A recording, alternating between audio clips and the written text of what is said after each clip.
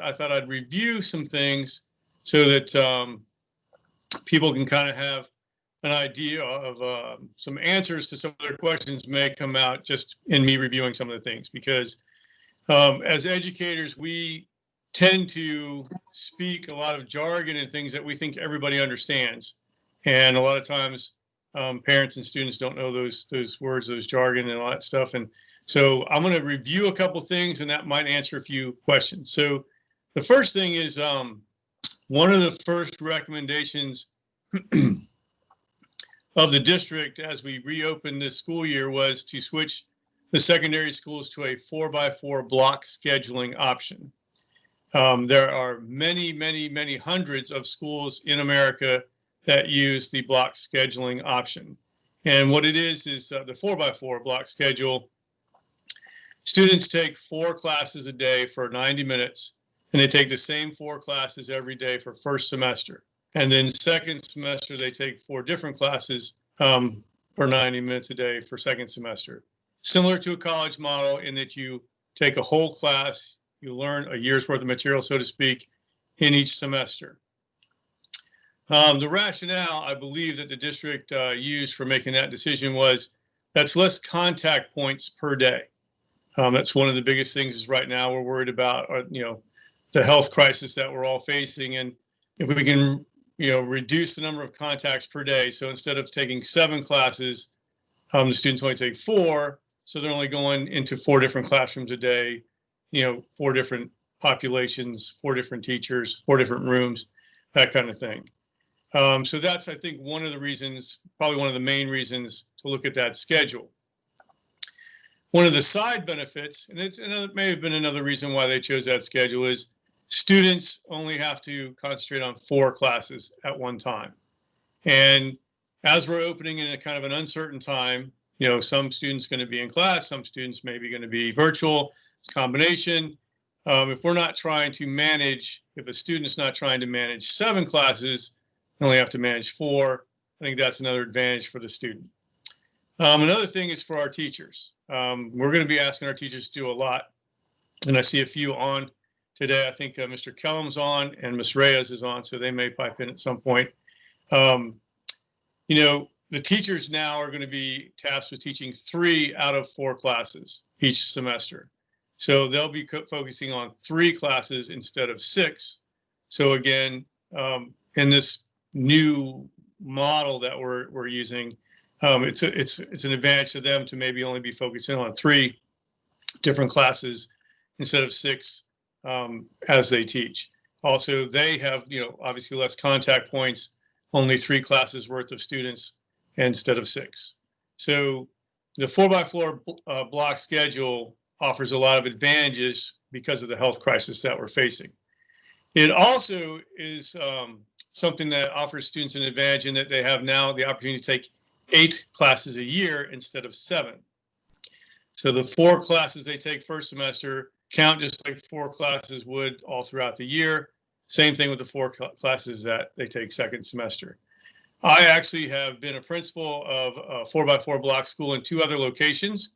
Here in Brevard County at Titusville High School, I was there the 2nd or 3rd year that they put in the 4x4 block. That was over 20 years ago. I believe it's very successful. It's been very successful for Titusville. Then when I was in North Carolina, almost every high school in North Carolina uses the 4x4 block schedule. And there are plenty of IB schools, IB World schools in North Carolina. There are plenty of Cambridge or ACE schools in North Carolina, and plenty of schools that have high success rate on the AP exam. So one of the things that people are usually worried about is if you have a 4x4 block schedule school and a student takes AP American Government first semester, but the AP test isn't until May, how can they possibly do well on that AP test? And I'll tell you, they actually do just as well as they would if they'd had the AP exam, AP class all year long. Sometimes we'll do some refresher study sessions before we take the test in May, but quite frankly, they do just as well if they take it first semester or second semester. It's the same thing with IB. And we'll talk a little bit more about that later as we go. But just a little bit of background on why the district chose the 4x4, a little bit about the 4x4. Very advantageous for us in this health crisis that we're facing. And then the fact that we can use it to our advantage in some other ways. And we'll talk about that maybe a little bit more later. Then one of the other things is the opportunity for in-person versus e-learning versus virtual school. And they're all a little bit different. So in-person learning, the state government has decided that we will open at some point and offer in-person classes. So we will be here offering the 4 classes a day in person, and a lot of people will select that option, and a lot of people will maybe even do a hybrid, a combination. That's going to be operate similar to how we normally operate. It's just now going to be on the 4x4 block. So we'll be taking live classes and everything. Then you have 2 virtual options, so to speak. The e-learning option is your son or daughter is still enrolled in our classes. They are taking classes with our teachers at the same time as the other teachers are teaching the other students. They just are in a different place at your home, probably at the kitchen table with their laptop or something like that. That's what e-learning is. A little different than virtual school. So one of the things to think about when you're making that decision on e-learning versus virtual versus in-person is e-learning is them still being enrolled in our classes here at Cocoa Beach, taking those classes at the same time as the students here at Cocoa Beach, just somewhere else, probably at home, probably at the kitchen table. Virtual is different. Brevard Virtual or Florida Virtual is different. They sign up for courses, and then they take those courses really when they need to take those courses. They work on those courses on their own. Brevard Virtual and Florida Virtual teachers operate a little bit differently. Sometimes they have office hours. Sometimes they have required meetings for class meetings or required opportunities for them to work with the students. But in reality, if you're in Brevard Virtual or Florida Virtual, you're in charge of when you do your work and that kind of thing. I mean, obviously you have deadlines when you have to turn things in, but it's, a lot less structured. One of the reasons that the state is allowing us to operate in the e-learning model with our classes here at school is they want some structure associated with that. They want the students to have to be involved with the classes while they're here. That's why they're giving us the opportunity for the e-learning format, which is different than straight up virtual with Brevard Virtual or Florida Virtual. So that was a little bit of a review of some of the things, some of the reasons why some of the changes were made. 4x4 block schedule, primarily a safe and health and safety decision. And then the e-learning, again, a health and safety decision, but also this option of e-learning as opposed to virtual. The student is still in our classes in our school. One of the things that several people did note is with Brevard Virtual, there are no IB courses. And with Florida Virtual, there are no IB courses. There is a smattering of AP courses in Brevard and Florida Virtual, but if you're in the IB program, you have to get that through here in Brevard County through us or Melbourne High School, and really you have to either do in-person or e-learning for those classes. So with that, I'm going to turn it over to open it up for questions and that kind of thing. I want to recognize Mr. Ryan. He's our assistant principal in charge of curriculum. He's actually the moderator or organizer of the event tonight. And he has a slide of the different options that the district is affording everyone. I think he's going to throw that up on the screen. And then, Mr. Ryan, do you want to use the question box, comment box, or the hand raising feature? How do you want to go through the questions? Yeah, thanks very much for introducing me, Dr. Mendel. Everybody, thanks for being here with us tonight. Real quick, some housekeeping. We are recording this so that we can post this for parents that aren't able to see this live. So a couple of housekeeping for you. If this is your first time using Teams, your little gray bar here at the bottom, there is a picture of a camera. You can click that to turn off your live camera and still see us and still see everything that is being presented on the screen. So if you don't want to be seen or have the background of your home to be seen, we understand. You can just turn that off and still see everything that we're doing and have the opportunity to participate. Next to that is the microphone button. I have the ability to mute everyone so that we don't hear and have any interruptions. So if when you raise your hand or whatever, because I'll talk about that feature in a second, you can unmute yourself to talk, or I can unmute you to talk, and then I'll mute everyone back. As you scroll along there, you'll see the little hand. If you click that, it will show a hand raised by your name in the attendees on the right, and then I can get each one of you individually. So just a little bit of housekeeping. If you don't want to have anything recorded, turn off your camera. And then if you have a question, raise your hand and I will just go ahead and get to the very first person. Dr. Rendell, is that good? Anything else? Sounds good to me. I'm gonna let you be the moderator. All right.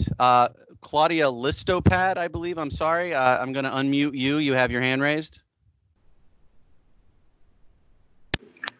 Hi, everyone.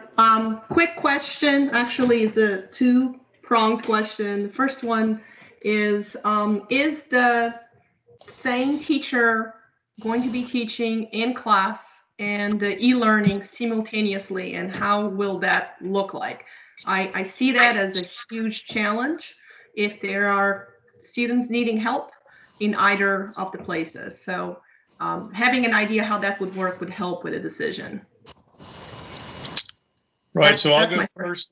Yep, I'll go first, and basically, yes, the teacher is going to be teaching students in front of them and students through e-learning at the same time. The kids are going to be in the same class at the same time. A lot of our teachers did some things differently last year when we went to online instruction for the rest of the year, and they're going to use a lot of those same tools this year. A lot of them started using Google Classroom with Google Meet. A lot of them started using Zoom until we had to shut that down. They're going to have access to all of those tools now. There are a lot of colleges that are actually using this format and have been for the last few years, where they have some students attending in class and some students attending virtually at their dorm or at a different location and stuff like that. Is it going to be easy for our teachers to do that? Absolutely not. It's going to be a challenge. More than likely what they're going to do is, and we have some training for them, is set up some activities to begin the period that both sets of students are engaged in, and then they'll work through the different, the 90-minute block with different activities. But the idea is that every student is engaged in the class during the 90 minutes. And, some of it, the teacher will have a camera at the front of the room. And so if they're discussing a concept on the board or they're presenting information, then the kids at home are going to see it just the same way the kids in the classroom see it. They'll be able to interact through whatever device they're using at home with the class and stuff like that. But the answer is yes, the teacher will be teaching the same kids in front of them and at home at the same time in the same class. Mr. Ryan or Mr. McCallum, if you want to jump in.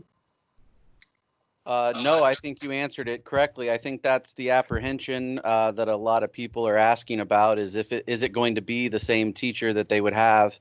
And yes, the answer is yes. And Dr. Rendell, you might be able to go right into answering this question. I'm looking at our chat box as well. If a student starts with e-learning, can they transition to in-person at any time? I would like to understand the ability to go back and forth between those two options.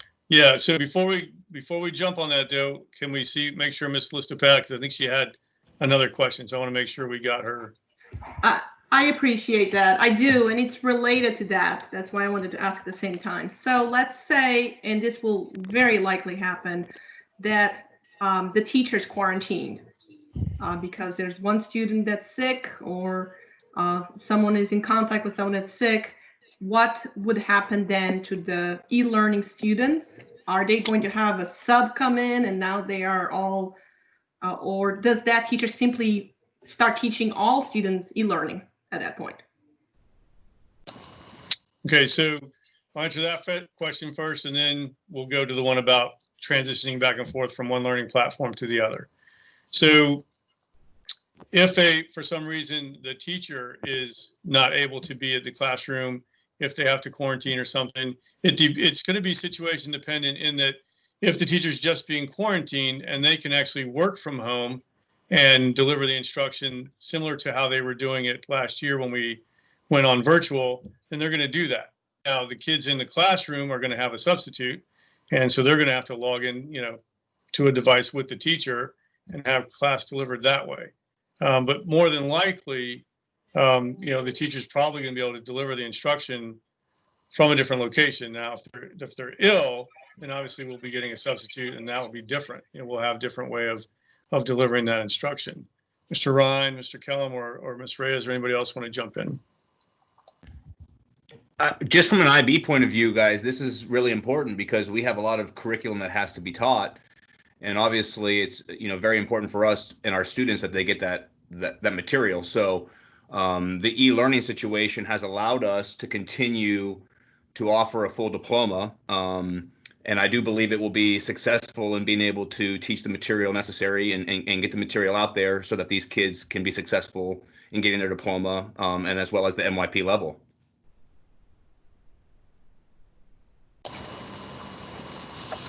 All right, so I'm going to move on to the other question. I believe, if I remember right, the question is, if you choose one platform, like in person, you're going to start the year in person, and then for some reason you feel like it'd be better to go to e-learning, can you make the switch? And yes, you absolutely can make the switch. We'd like to limit that to about once a semester. Like if you start out in person or you start out in e-learning, whichever format, that if a switch, that you make a switch kind of once in the semester. You don't have to wait till a certain time. If you make that switch, we really don't want people switching. This week I want to do e-learning, but next week I want to do in person. And then this week I want to do e-learning, and next week I want to do in person, because it's not really fair to the student to learn these different types of formats, and it's also not fair to the teacher to try to prepare for this many students e-learning in this period, this block, or this many students in person in this block. We won't make that a hard and fast rule that says you can only switch once, but we would like to kind of keep the switching back and forth, to once or twice during the semester. Yeah, I'll chime in to add a little bit to that. I think one of the benefits that the e-learning model is going to provide is if a student is sick or for whatever reason, possibly even presenting some sort of symptom, they will be able to go home and still be a part of the class and be considered an e-learner for that period of time, and then come back and transition to their in-person. So that's one of the benefits and flexibility of it. But in terms of maybe making a declaration of I am an e-learner or I am a in-person, it's going to be important for our teachers and for our students that we know that number and that we try to keep to that to the best of our ability. But it does add some flexibility. Okay, so as I look at our attendees, I have a Heather with a hand raised. You're unmuted. Hello, how's everybody doing tonight? Good, thank you. Can everybody hear me? Oh, good. Yes. So Yes, we're good. my question was about the ability to do multiple platforms and how that would look like. Is really in-person and e-learning mixture even logistically possible, or would it have to be in-person and preferred virtual combo? So it's not necessarily impossible. So the question is, how possible is it to have some classes e-learning and some classes in person? Correct. Really, the transition time between classes becomes the issue. So if the student is going to take their first block class in person, but blocks 2, 3, and 4, periods 2, 3, and 4 are going to be e-learning, will the student be able to leave the campus in time to log in to second block on time? Because to be honest, the expectation from the district and the state is that students that are in e-learning will be logging in right at the beginning of class, not coming in 20 minutes and 30 minutes into class or things like that. So that is a logistical issue. Now, we do have the 30-minute lunch period built into third period. So depending on where in third period, whether it's first lunch, second lunch, or third lunch, we'll talk about that later if we have time. That could be the transition time. The option of Brevard Virtual is a little more flexible in that theoretically, if you took some in-person classes and then some Brevard Virtual classes, those are not specific time requirements. Like you don't have to be in your Brevard Virtual class the same time every day like you would in an e-learning class. So you can do a combination of in-person and Brevard Virtual a little easier than in-person and e-learning. You could even get creative and do an in-person, 1 or 2 blocks in person, a Brevard Virtual class, and then an e-learning class, because that would give you time, the transition or travel time. All of the combinations, I need to stress this, all of the combinations can be done. The thing to do is to schedule an appointment with a guidance counselor virtually on the phone, however you want to do it. And they're working right now. Well, maybe not right now, but they're working to explore which option, which of those platforms is better for which classes. But that it's not impossible, but it's a little more difficult to do a combination of in-person and e-learning, and just because of the transition time. Mr. Ryan? Yeah, and it's also going to come down to the way that the schedule falls out. So it might be depending on the way that the schedule falls, because not every class that we offer can be offered every period, both semesters. And so that might also change by semester, and it might be different per period. It might be that it works out that you can do a morning schedule, leave at lunch, and then do an afternoon schedule and have, two different platforms. It might work out that you come to first period for a class, have the need for a BVS class second semester or second period, and then do e-learning third and fourth, if that, whatever the combination might be. There are options, and there is flexibility, but there are some things that it's dependent upon, and one of those is just the way the schedule falls out. So it's really going to take coordination and conversation with your guidance counselor to figure out what is the best combination of that for you and your family based on your individual students' course requests and the way the schedule falls out in the end. Understood. Thank you. I knew there'd be some classes like chemistry, for example, where e-learning presents a bunch of challenges versus in person when you can do lab. Yep, very perceptive. So Mr. Ryan, do we want to maybe go one hand raised question, then one out of the chat, and then one hand raised question and one out of the chat, because you got a bunch over in the chat? Yeah, that's exactly what I was thinking. Okay, so the next question that I have from the chat, interested to know when adjusted schedules will be confirmed for first semester. Not 100% sure what that question is asking. We're currently working on schedules. We have the task of taking a 7-period day that the schedule was complete, and then now rearranging it into a block schedule. So we are currently in the middle of working on those schedules, utilizing the schedule that we had, making adjustments and utilizing the requests that your student had already provided us with before we left last March. So we are currently working on that. We have a deadline of August 3rd here in the within the organization to try to have that solid. So we're looking at some time around that period of having schedules for students somewhat organized, where we can start talking about where classes are going to fall and what things students might be interested in, alternative platforms. Right, but so just to give everybody a little bit of a timeline, we expect to have all the schedules finalized before the week of August 10th. And we want to have registration the week of August 10th. And we'll be sending some of that information out. probably next week. And so the idea would be that you get your schedule through registration on August 10th, and then we have the time between then and when school starts to make any adjustments to the schedule. I did peek ahead to some of the other questions, and one of them is about are all the course selections or course requests from last year null and void, and it's actually quite the opposite.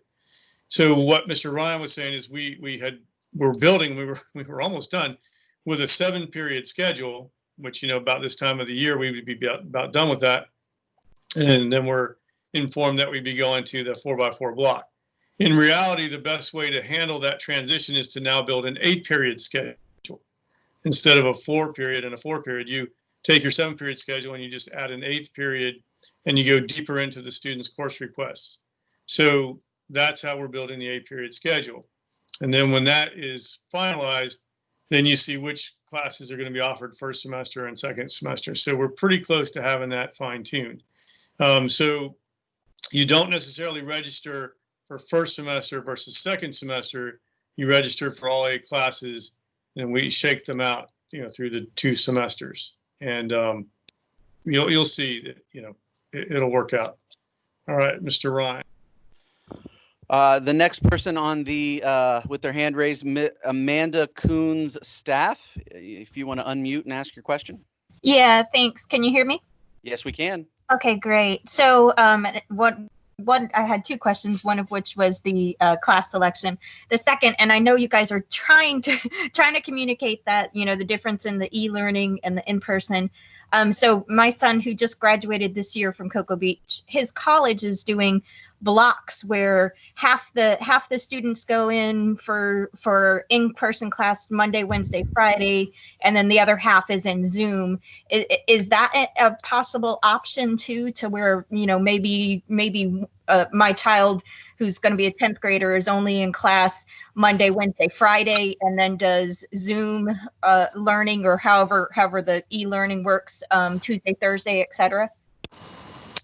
So I actually don't believe that's an option today. The way the state has written the rules is, if you're an e-learning student, then you're in e-learning that format. If you're an in-person student, you're in in-person format every day. And so, the idea that, some districts were formulating plans where half their student population came to school on one day and the other half came another day.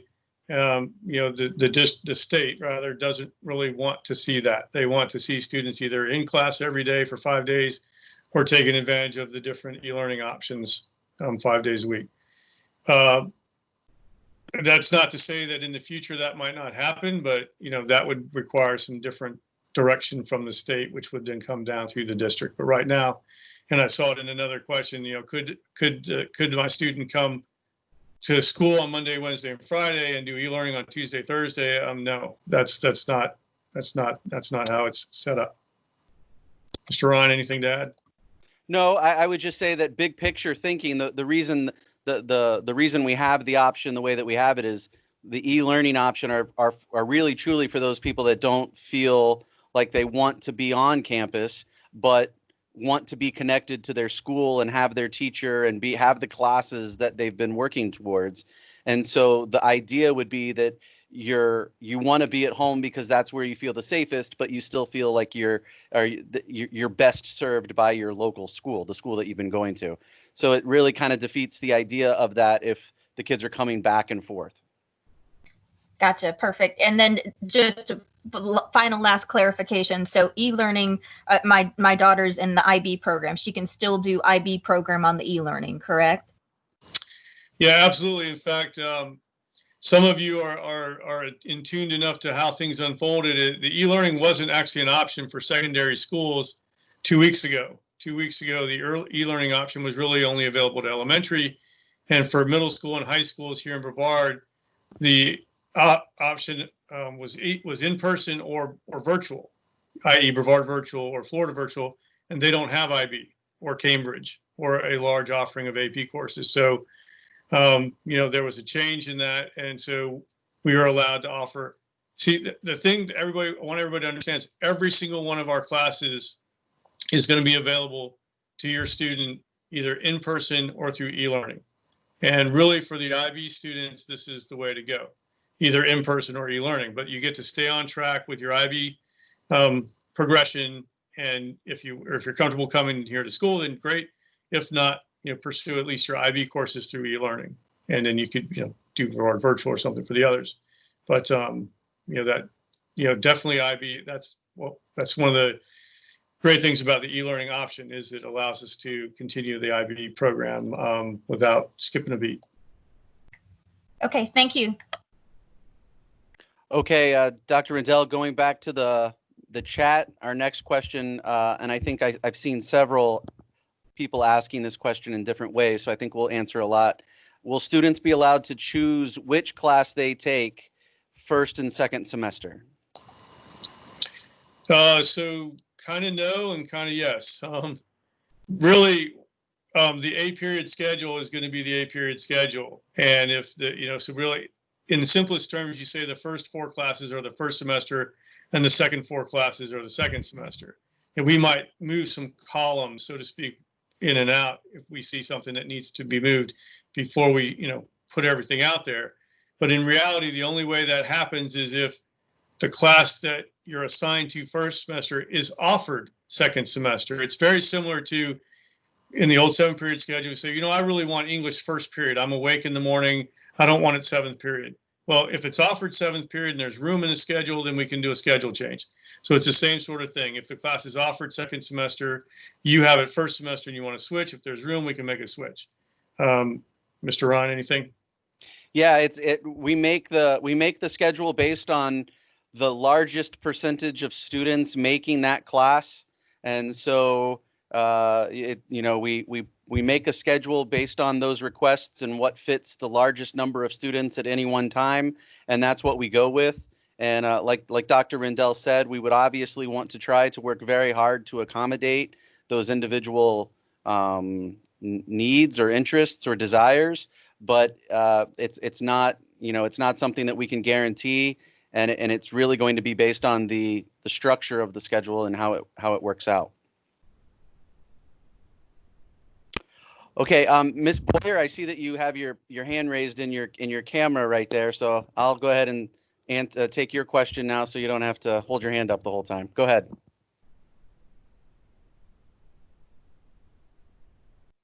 Thank you.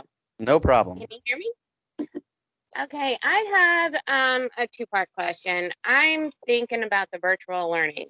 So about the schedule and registration, because we got a registration packet, when the school was closed. Is that you guys, or when I sign up for BBS, or the schedule registration, that part of it? And what's the difference between BBS and the Florida virtual?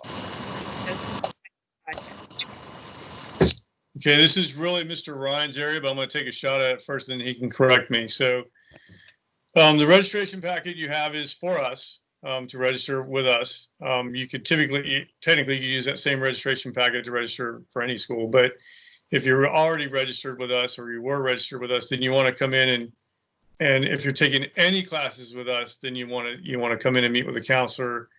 If you want to do Brevard Virtual full-time, you're actually going to be leaving Cocoa Beach's membership. If you want to do Florida Virtual full-time, you're going to be leaving Cocoa Beach's membership.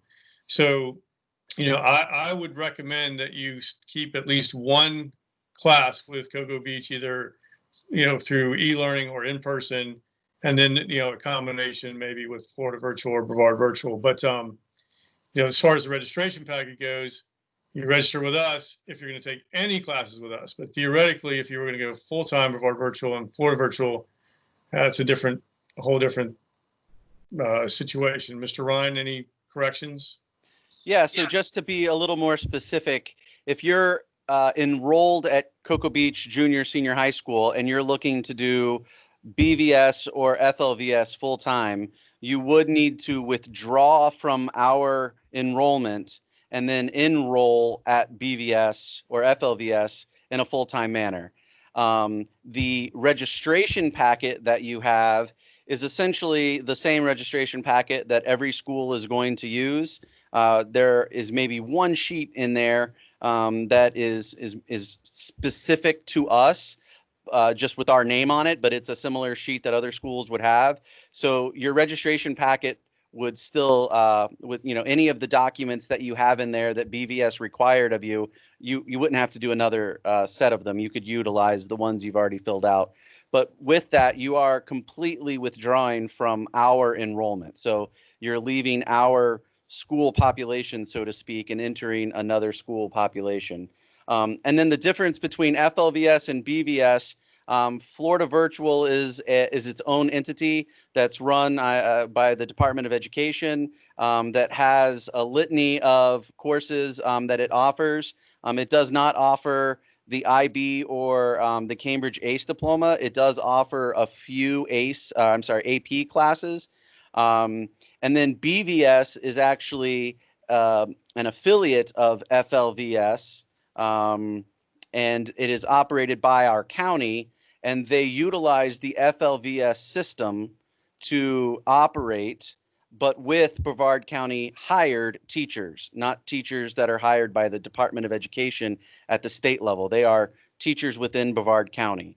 They don't offer all of the classes that FLVS would offer, because it's based on their teacher, the classes that their teachers can teach and their needs within our district. So there really isn't that much of a difference, in that BVS at least is a Brevard County operated program, but they still utilize the FLVS system. It's just an affiliate of FLVS. I guess affiliate would be the right word. I'm not sure if that's the exact right word, but they're an affiliate of FLVS. But like Dr. Rendell said, if you wanted to stay within our population, you would need to take at least one e-learning or one in-person brick and mortar class to be able to stay a Cocoa Beach student in our enrollment. Does that answer your question?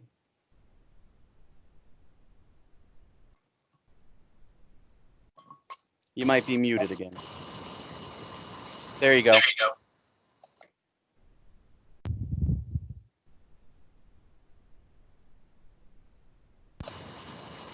Ms. Boyer, does that answer your question?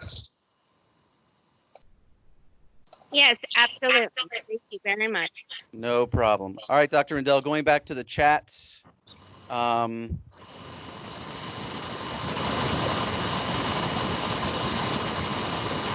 will the IB independent project work? What block schedule course corresponds to it? That's a really, really good question. I'm going to see if we can get Mr. Kellum to jump in on that for now, and then either Mr. Ryan or I will finish up. I lost you guys there for a second, so I hope I heard that right. But as far as the IAs and all of our projects, we are working right now on how we're going to be able to pull those off with all the different learning options. So as we go forward, we will be working with our teachers and our students in order to make sure that all IAs, all projects, all requirements from IB will be satisfied. But that is definitely going to be an issue as we move forward. This is not something that we have done in the past, and we're going to have to get our teachers, everybody on board in order to be able to successfully pull that off. We have some things in place that we'll be putting in place, I think, that will help that. But it's going to be a challenge going forward, but we will absolutely make sure that it happens. So the personal project that happens during the 10th grade year, specifically, we'll probably be running that through 10th grade English, which is what we have in the past. If the student has 10th grade English first semester, and we get into the second semester, then some of those responsibilities will probably shift over into the corresponding social studies course, if that's paired up with the English course first semester. Mr. Ryan, does that make sense? Yeah, it does. There is going to be some overlap, and we are looking at different opportunities and alternatives to provide assistance to those students that might have started the class first semester and started their project and then finishing in second semester and vice versa. So we are looking at some creative alternatives. We don't have all of that hammered out yet because, like Mr. Kellum said, we are working on it on the fly. It does present a challenge, but it's not something that we can't overcome. And we have some very creative things that we're thinking about to try to offer our students to allow that continuation to occur even after the split.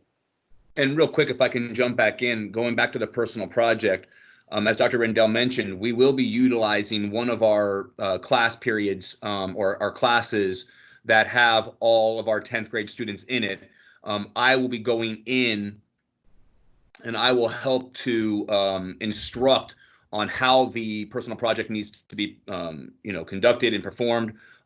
We are going to have to do some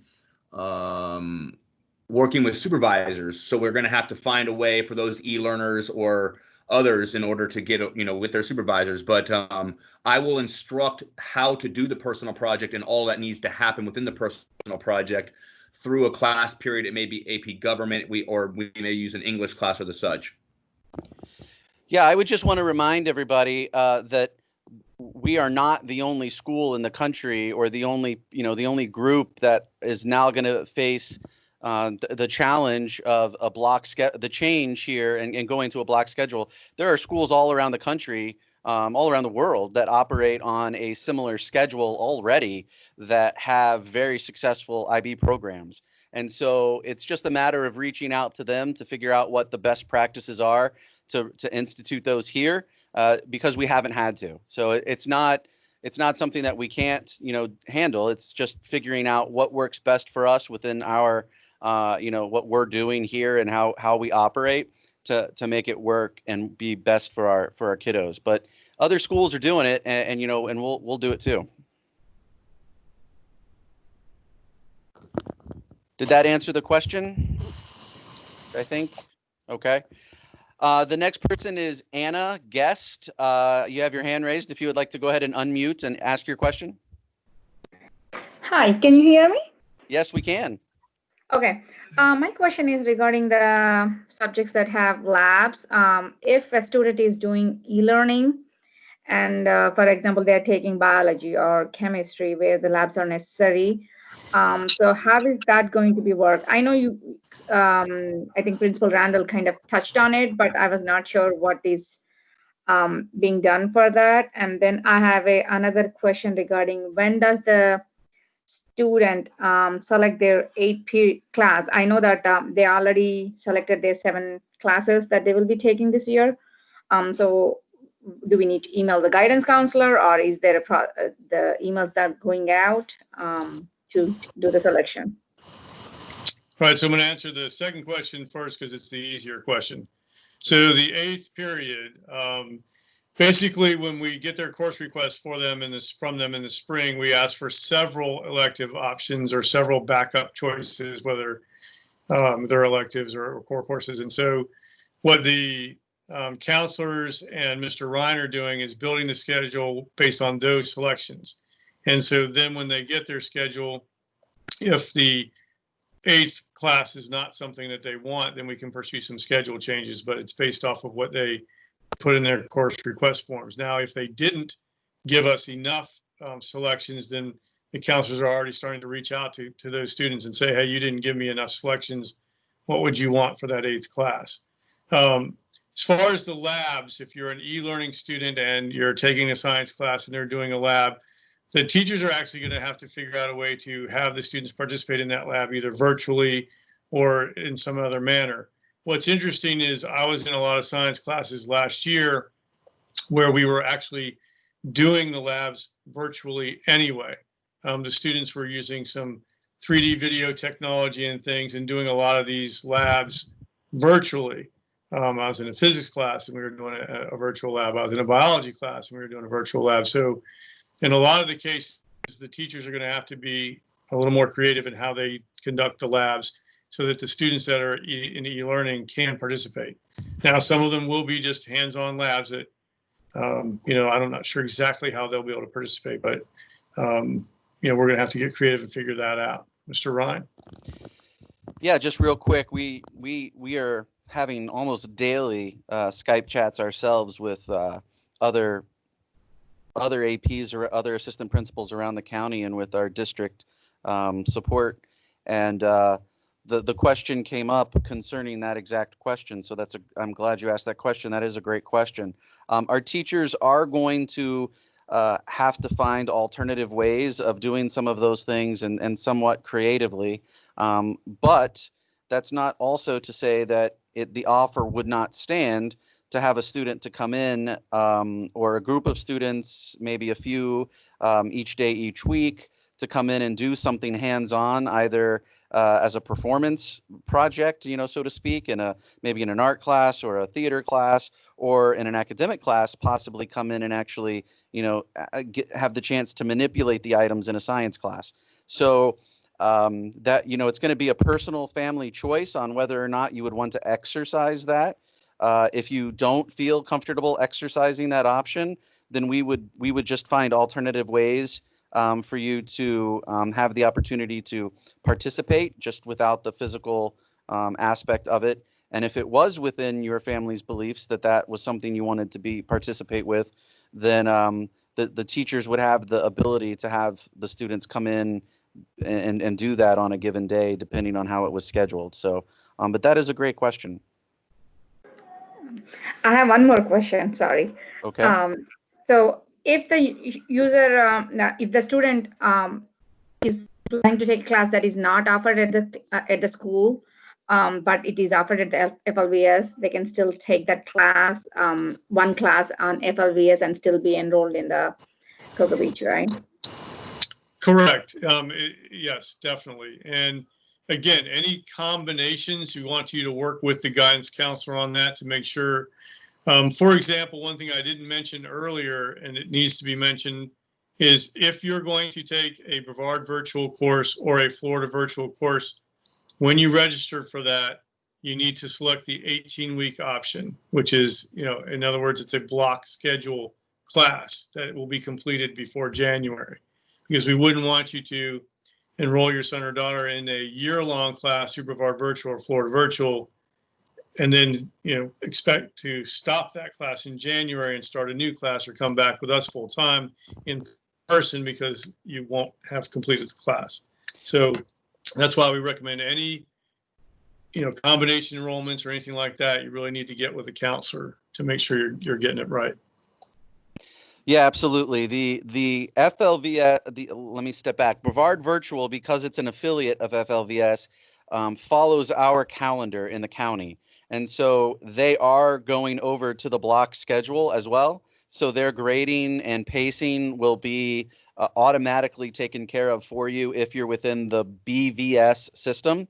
If you go into the FLVS system, although they're very similar, I understand that can be confusing. If you do take a purely FLVS class, you would have the option at registration to pick the 36-week or the 18-week pace. And we would just recommend, and that's why, like Dr. Rendell says, with counselor help, recommend that you take that 18-week so that you're on the same pace with our calendar. So, yeah. Okay, that's great. Thank you. No problem. So, Dr. Rendell, I think you've already answered this question a little bit, but it's worded slightly different. So I'll ask it again because it's asking specifically, is there a recommended 8th period course for IB students in each grade level? Is there anything that's recommended? Yeah, see, I don't think we have a recommended 8th course in anything except in junior and senior year. One of the things we're looking at in junior and senior year for the IB students is TOK, Theory of Knowledge. We're thinking about making that a full year class, because the work that's involved really takes the course of the whole year. And so the 8th class, there's a lot of advantages to that. We'll probably have a whole separate Zoom call just for DP students, the 11th and 12th grade IB students about TOK and how we'll offer that. But in theory, what we're thinking about right now is for the juniors and seniors that are in the IB program, that 8th class would be TOK, so they'd have it first semester and second semester. Mr. Kellum, anything to add? No, I think that's what we're trying to do is offer TOK across the board so that we can give some advantages to our kids. But yeah, I mean, other than that, I think that you killed that one. You nailed it. Yeah, I would just say that typically that 8th period class for most students has probably been selected as an elective class. The alternative would be for a student maybe to change it to an academic class of some sort. I would say that if that is the case, you would probably want to talk and take a minute to talk with your guidance counselor to make sure that you're going to select the correct course for your student and the pacing and their grade level. And also, alternatively, as much as I actually would hate to say it, it might require, if it is, an academic class, it might take a BVS class to satisfy that for you, just in case, our core classes happen to be, already full. So, but that's, again, one of the advantages of the blended model, having those options to be able to be here on campus. But then if there is that one class somewhere else that you have the opportunity to take, that you would be able to take it. And if I can jump in really quick, also, I think that this model also gives us one big advantage for students who may be looking to maybe make up a course or to use this as an advantage to them to kind of get back on pace or to get back on track to our DP program. And that's one of the big advantages, I think, having that 8th course, maybe in the, through the 7th through 10th grade years, is that it may provide some students the opportunity to use it in that with that advantage in mind. And that can really benefit those kids getting back onto where they need to be for DP to be able to test. Absolutely. Okay, so the next question that I have here for hand raised is Helen Berard. I apologize if I mispronounce any of your names. I'm really sorry. But Ms. Berard, if you would like to unmute and ask your question. Okay, that's right. You pronounced it correctly. I was wanting to know on the actual form itself, the last option it says is the combination of the above platforms. Is there an advantage to that option versus just a straight e-learning approach? Yeah, we talked about a couple of the scenarios earlier. If it's not going to be possible for you, like let's say you want to do some in-person and some e-learning, but it's not really possible for the student to get from the in-person class back home or get from home from e-learning to in-person without missing some of the class, you might want to schedule a Brevard virtual class in there somewhere. Okay. So if you're thinking all e-learning, then all e-learning. If you're thinking all in person, then all in person. And even if you're thinking one in person and 3 e-learning, depending on how the schedule shakes out, you might be able to do that. But really, if you feel like there's, I know my son or I know my daughter, and I know there's a couple classes they really need to be in front of the teacher for, then I'm going to select, a combination of in-person and then either e-learning or virtual. Okay. All right. Thank you. All right. So I'm going to take another one here from our questions. We have a lot, so please just bear with me as I get through them. But yeah, we'll do our best. Next question would be, could class size numbers increase with either the e-learning or in-person e-learning options? Can I jump Yeah, in here and reword that? Sure. So now that I understand that, we'll pick a class, Biology 1. We're over in Mr. Robinson's room.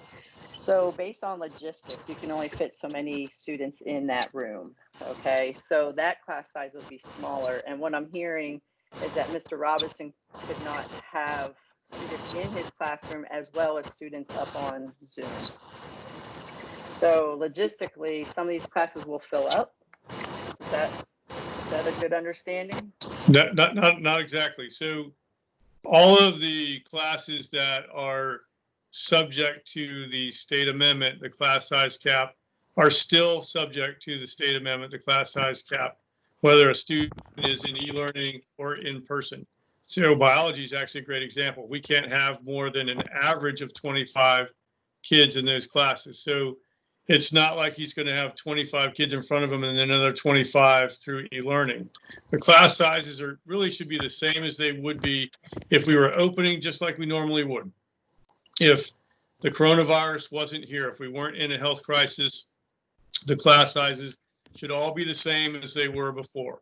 So the class size cap classes should be the same, and the non-class size cap classes should be the same. So the PE and some of the other electives are still going to be large because that's how it is. But the class size cap classes are still subject to the same state amendment class size caps. Mr. Ryan? Yeah, that's exactly right. I mean, you guys can picture it just as any other year. We're making a schedule based on all of the same requirements that we would normally make a schedule. And the only people that are actually coming out of that are students that are choosing BVS or FLVS. Everyone else is staying within that.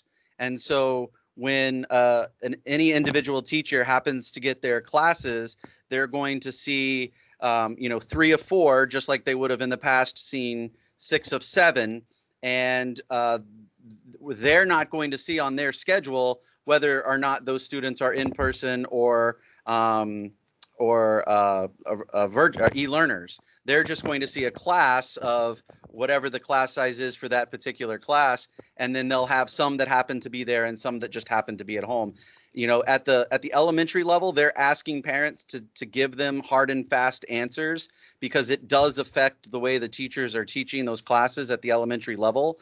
For secondary, it's not affecting us, and that's why we're not requiring a sign up. We're asking for what is working best for your family, because that helps us with planning. But it's not changing the way that we schedule, and it's not changing the schedules that the teachers are going to see. They're going to have that number of kid in their class. Some happen to be at home, some happen to be face-to-face.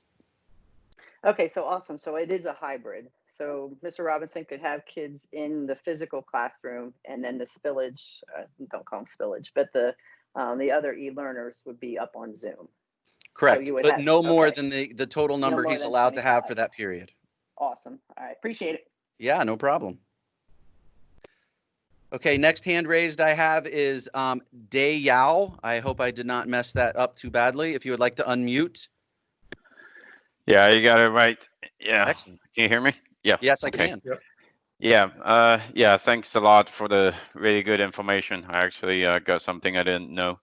I just have a quick question about the technology platform going to be used for the e-learning. I understand from end of last year, there had been some issues, at least at the beginning. I'm just wondering if there's any thoughts or any testing done in terms of technology going to be used. Yeah, so the district has some resource teachers that they're called. They specialize in different certain subject areas. And so they've been looking at a few different platforms over the summer that the teachers could use. And they're going to recommend some that, these are the ones that we've tried out and we really recommend. We do a lot of stuff with Google Classroom. There's a Google Meet feature, Google Hangout feature and stuff like that. So that's one of the platforms that will probably be used. We will be able to use Zoom because Zoom has put in some safety protocols that they didn't have before. So one of the other questions that's in the comment box is, will the students at home be able to see the students in the classroom and that kind of thing?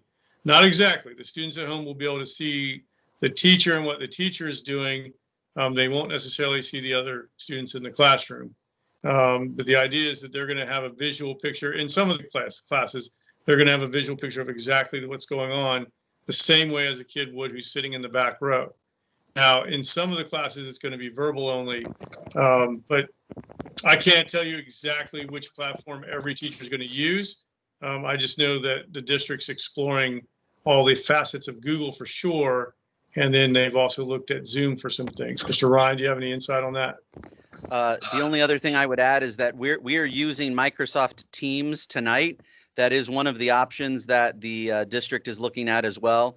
Both Teams and Google we pay for already, so that's not a change to the district and the way we do things. Teams integrates well, so I mean, we don't have an answer yet, and I don't know that the district is going to mandate. You'll still probably, you'll absolutely still be using Focus. If you haven't logged on to Focus in a while, they've made some updates to your parent portal. It is a lot, it's different and it's a lot more user friendly. I think you're going to find that you really like the changes that you're going to see in the parent portal. And then in terms of working with the teacher and video, audio, and interacting in the classroom, we don't have any guidance from the district yet, if there is going to be guidance on one specific or options, but they're looking at all three. And if I can just jump in real quick from the IB world, we're also going to continue to be using ManageBack, and ManageBack will be a huge resource for both our teachers and our students moving forward. And we're also looking, and we have been already in contact with ManageBack as to how we can improve the experience through ManageBack. So we're looking at some things, and we think that ManageBack may be able to provide all of our teachers and students a platform that may be very beneficial. Okay, Dr. Rendell, I'm scrolling through the chat, and we've answered some of those questions already, so I'm skipping to one that we haven't answered yet. Will there be issues regarding AP classes in the second semester? Some AP exams have exams in early May, and with the already delayed start, will there be enough time in the second semester to comprehensively teach an AP course? Good question. Yeah, so the answer is we're going to be able to teach the material that needs to be taught to prepare the kids for the AP test, whether they take the AP class first semester or second. One of the things about a second semester AP class, if it ends up being second semester, is keep in mind the kid is going to be in the class for 90 minutes a day, every day in second semester. Same thing in first semester, they're going to be in the class for 90 minutes a day, every day. So having worked at a block schedule school in the past, what you see is the teachers actually have the opportunity to go deeper into the content because they have the kids for 90 minutes. Will it be a little bit of a challenge first semester with e-learning versus in-person? Yes, it will be a little bit of a challenge.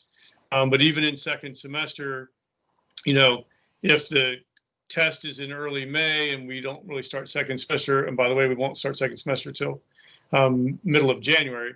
That's a little tighter time frame, but again, remember you're going 90 minutes a day every day, and you get a lot deeper into the content. Having been at two different 4x4 block schools with good, strong success in AP and IB, it's just a matter of finding out how much material you need to cover and chunking it and doing it, knowing that you've got 90 minutes a day every day in either first or second semester. One of the strategies is if the AP course is first semester, then you do some refresher activities in the spring. Typically some study sessions and things like that. And we've already had a couple of our AP and IB teachers come in and say they hope that the AP or IB class falls first semester because they feel like that they could do a good job of getting all of the students deep into the material in first semester and then follow that up with some optional study sessions in the spring. So, it's a problem when you first look at it. You're like, oh my gosh, they're going to take a course in first semester and they're not going to take the test till at the end of the year. It's actually something that is worked out over, many, many other schools. And the same thing, if you look at that second semester and you say, oh my gosh, it looks like the second semester is going to be too short. By the time they get to the test in May, and trust me, the kids will be fine.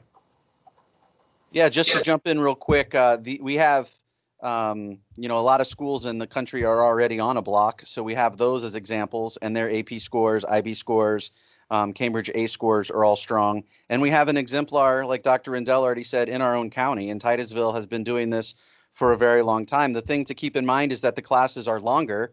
So you actually get a little bit more of immersion into the subject area, even though it's maybe a shorter in terms of months time. You're getting daily a deeper in depth into the course, and it's just a matter of pacing for the teacher. But that's out there. Again, that's not for us to recreate the wheel. It's out there, and absolutely, there's time. And if I can jump in really quick, I saw a question earlier about offering IB testing earlier in the school year.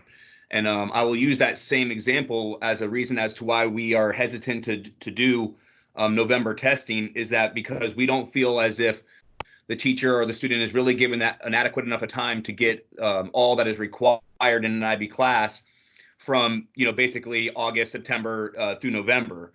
That is usually used in the Southern Hemisphere. And it's not something that, well, we will be talking about it, but it's not something that we're looking to really, offer as much as going forward. Yeah, in terms of timeline, that November is usually for us a time for makeup, and for the rest of the world or other parts of the world, it's their end of school year, and so it doesn't necessarily match up with an end of our school year, and quite literally would only be maybe 2 months, 2.5 months for a student before they're tested. So in that instance, it's probably not a great option, and that's why we're not looking to go in that direction. Okay, here's a question: what modality, what delivery modality will ROTC be delivered in? Right. So the answer is all of the above, except at BVS and for virtual. So yeah, that's the e-learning and the in-person class are the same. And obviously the instructors in ROTC will be creative in how they handle the e-learning, the needs of the e-learning students. But basically, you're in the class, whether you're in person here or you're e-learning, and the requirements and everything are going to be the same. One of the questions that we missed, it says, are you able to take one class on e-learning and do the remainder through BVS? And the answer is absolutely yes, 100%. That's that combination. If that's what works best for you and your student, that's great. Because if you take one e-learning with us, then you're still tied to us. And then the BVS or FLBS, you can do that because it's a more flexible schedule.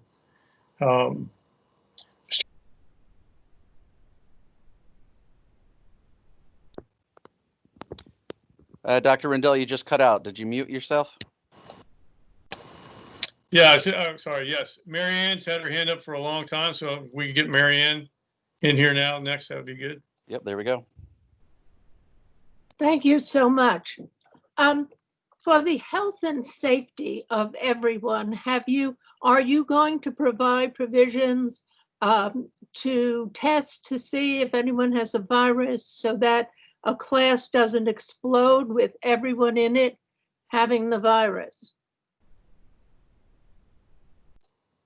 So there are no provisions from the district or the state that schools would be involved in testing. There is nothing, it's not a part of what we do. So yeah, I don't know how to answer the question other than that.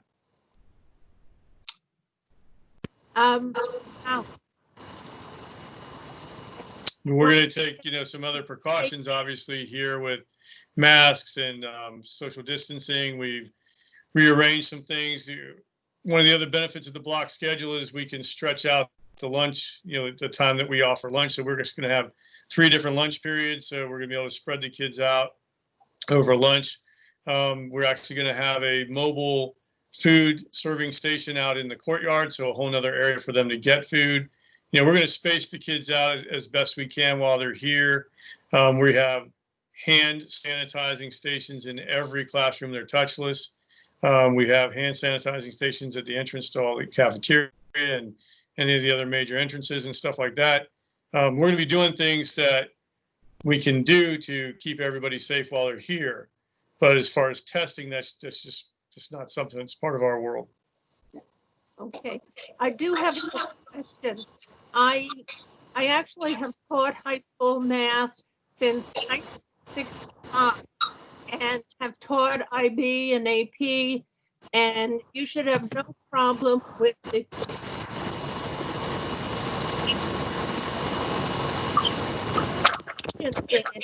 Are you going to provide any instruction to teachers who have never taught a block program? Because keeping the attention of the, in quotes, regular student can be challenging for 90 minutes.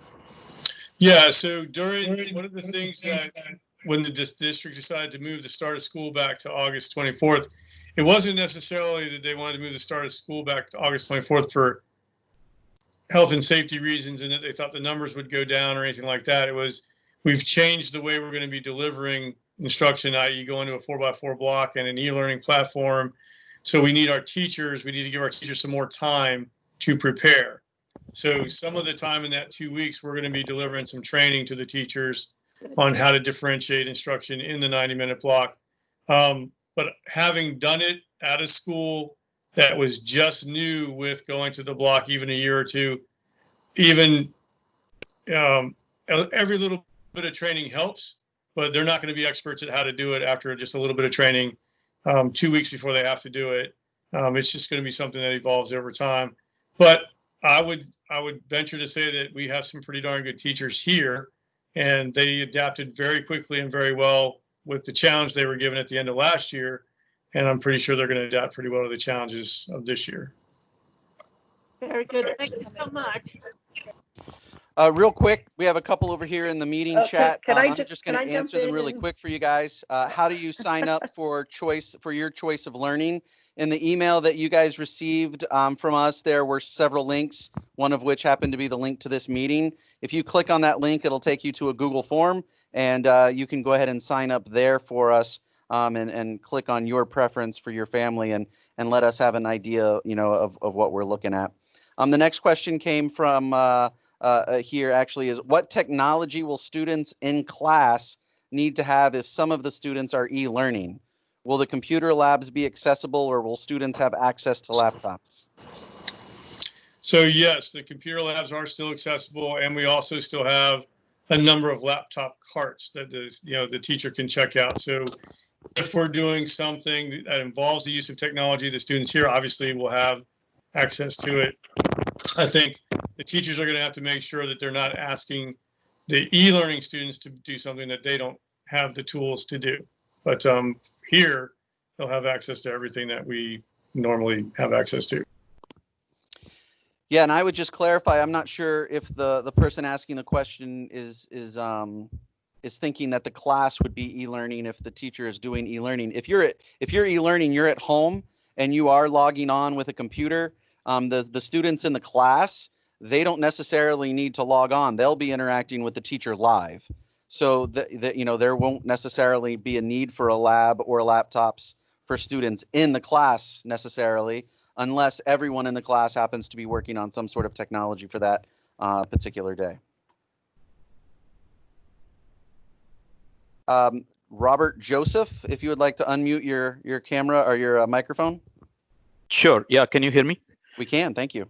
Okay. Yeah. Thanks. First of all, I thank each of you for doing an exceptional job, a lot of hard work, and thanks for giving the flexibility on e-learning. The question is being addressed through multiple answers in the past, but I still have some clarity needed. This is for the student getting into the IB diploma junior year, where we are looking at a e-learning option with a couple of AP courses. The question is, can we opt for AP through an FLVS to give the student an advantage of the whole year for AP completion, whereas all other IB classes can be handled through e-learning? The answer is actually yes.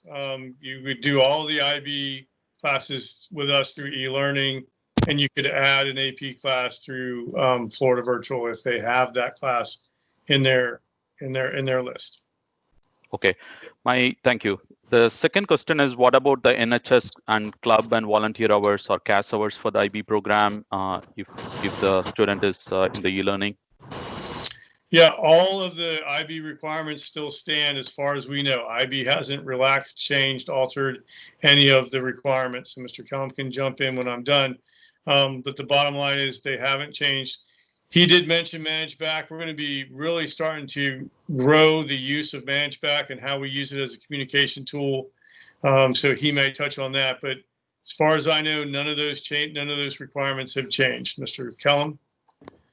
Yeah, so guys, I'm talking daily with IB, just looking for updates as far as how they're going to implement some of the requirements that they currently require through the program. Community service is going to be a tough one because obviously getting out and being around people and volunteering your time is difficult during these times. As of right now, it is still a requirement.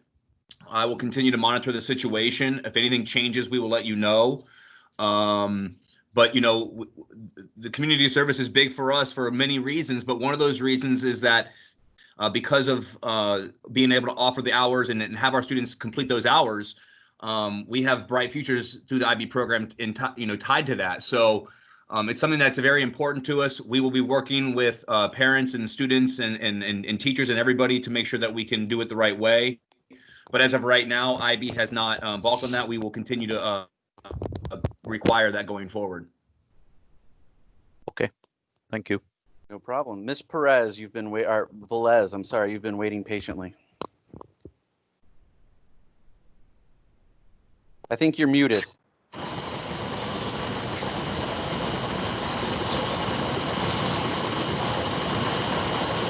Can you hear me now? Now we can hear you. Okay, perfect. Thank you for everything you guys are doing. We have one question. Because my daughter wants to know if she takes the number 8 class, let's say, if she can take it on FLVS. Will the school still have that as an elective in the school? Like we have a lab where the kids can go there and take that class in the school. So that is something we actually had a discussion with the district today, and I don't know that we necessarily have an answer on it. Mr. Ryan, do you want to jump in? Yeah, so I think that if it is so to answer your question, basically yes. How that's going to be structured and what that's going to look like, we're still working out the details. But generally speaking, the answer would be yes. If your daughter happened to take 3 classes throughout the day in person with us, a 4th class theoretically could be in our virtual lab taking a BVS or FLVS class, and she would be brick and mortar in person all day long. Okay. Yes, I don't have clarification on what that might look like, but the answer is still yes. Okay, perfect. Thank you so much. No problem. Okay, Dr. Rendell. We have a question here about the releasing of information related to positive cases, and is the school are we worried about protecting identities and how will we be notified, so on and so forth. So I'm trying to be sensitive with the question, but we can address it the best we can. Yeah, so basically we're subject to a lot of student privacy rights guidelines, and so the only thing that we would be able to, if we had to make an announcement that a student or a staff member had tested positive, we would just make that's all the announcement would be. And then whatever steps we're going to take to react to that situation, we would share that. The district has kind of a flow chart, a decision tree that they have worked up. And basically the decisions about how we would react to that are going to be decisions that come from the district working with the local health department. It's not a decision that I make or anybody else here makes. It's going to be a district decision. Like, so if we find out for some reason one of the students has tested positive or something, then do those classes, are they affected? Is the whole school affected, or is the bus? That's all going to be something that we handle on a case-by-case basis, basically with the district and the health department guiding us. But we can't share any information about individual students or anything like that. All right.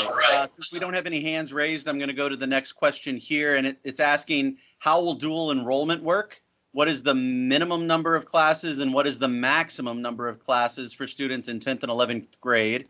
And is there a 1.0 transfer to high school requirement per block? Yeah, so this is a bit of a tricky question, and this is Mr. Ryan's world, so I'm going to let him answer. Perfect. Yeah, I was going to jump in, but I didn't want to talk over you. So if we had this meeting last night, this morning, or at lunch, I would have given you a different answer than I have now. The district is moment by moment working out these logistical questions with our, partners. And Eastern Florida, they're working that out with them as well. So the short answer is that each student would be able to take a maximum of 3 classes per semester at Eastern Florida. That gets tricky, but and it's hard for me to give you a detailed answer because every single case is going to be slightly different. A 1.0 transfer to high school, I'm just going to take that as to mean a credit. So a 1 credit class at Eastern Florida is a block at Cocoa Beach High School. A 0.5 class at Eastern Florida is really truly considered a half a block at Cocoa Beach High School. But again, that's not a hard and fast answer either. So up to 3 classes, and the district is saying basically up to 2 blocks. So it's going to be a configuration between what it is that your student is looking to do and organizing that with your counselor. It's not an easy answer, so I apologize. I'm not giving you one straight answer. There's a lot of variables to that, but maximum is 3 classes. Any more than 3 classes at Eastern Florida is considered full-time.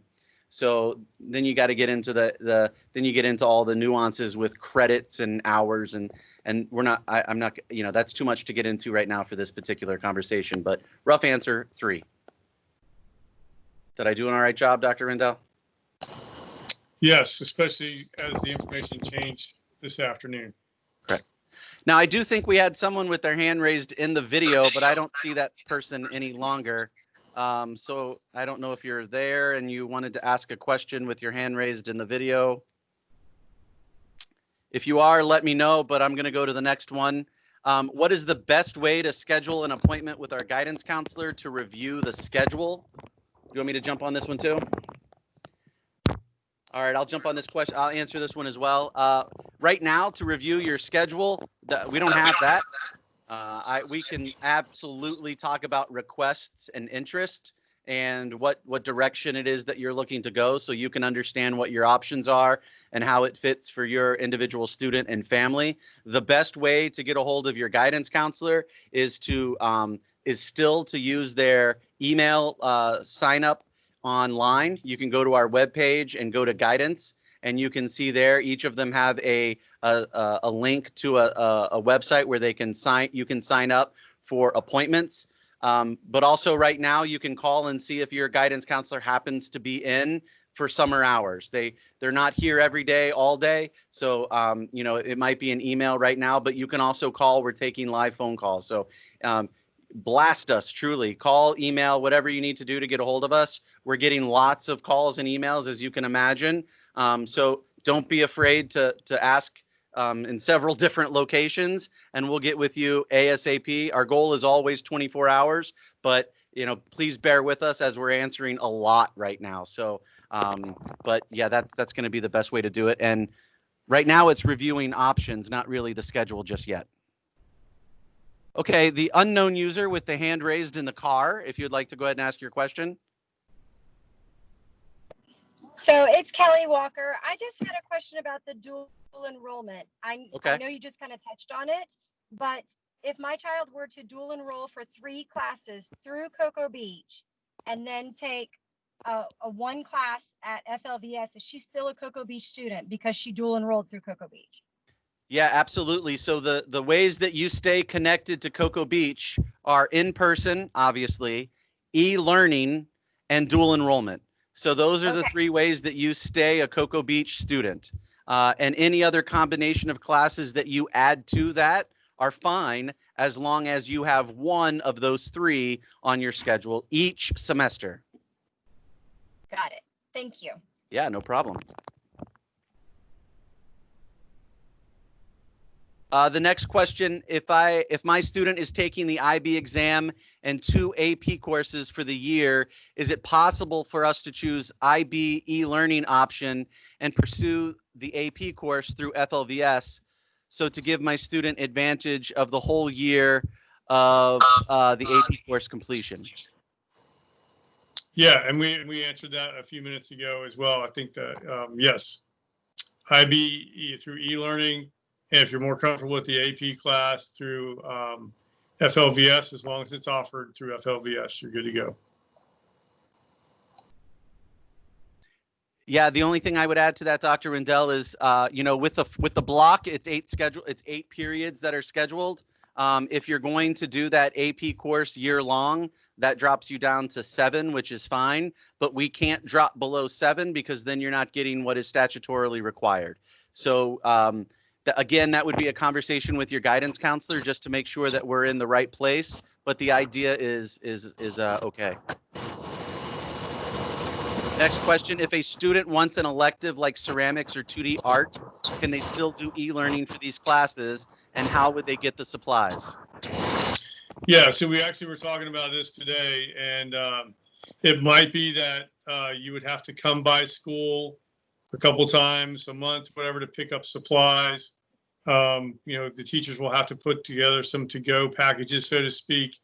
If it's ceramics, it'll be the clay and that kind of thing. If it's painting and drawing, what are the materials? If it's ceramics, after the student makes whatever they're going to make, you'd have to bring it back here to be fired and that kind of thing. The bottom line is we're going to figure out how the e-learning classes are going to work. If they're a hands-on type class, we're going to have to figure that out. But the idea is that every single one of our classes is available in person or through e-learning. Perfect. Next question, Dr. Rendell, I think you answered, but as I'm getting to it, tell me if you did. Is last year's class selection null and void? Will there be a new class sign-up process? You did answer that, right? Yeah, that's the one I had cheated and looked ahead. And yeah, no, last year's class selections or class requests is what we're building the schedule based on. Perfect. Will all classes be available via e-learning? Example, orchestra, band, steel drums. If in person only, how will the class be organized to ensure social distancing? Yeah, there is no class that is in person only. Everything is supposed to be able to be offered in person and through e-learning. Now, with the in-person classes, we spread the kids out as much as we can in the class. The chorus classes actually have to be, when they are going to sing, they actually have to go outside so they can space themselves even further than 6 feet apart. So the district has been reviewing different classes, and anytime they come across something where they give us additional guidelines like chorus, they have. The great thing about Brevard County is we have a really, really strong vocal and instrumental music program throughout the county. We actually have district officials that all they work on is fine and performing arts. And so all of the music and chorus teachers have actually been meeting virtually over the last several weeks, figuring out how they're going to offer their classes with kids in front of them and kids virtually. So I don't have the answers to that. I just know they've been working on it and they have some answers. Yeah, exactly.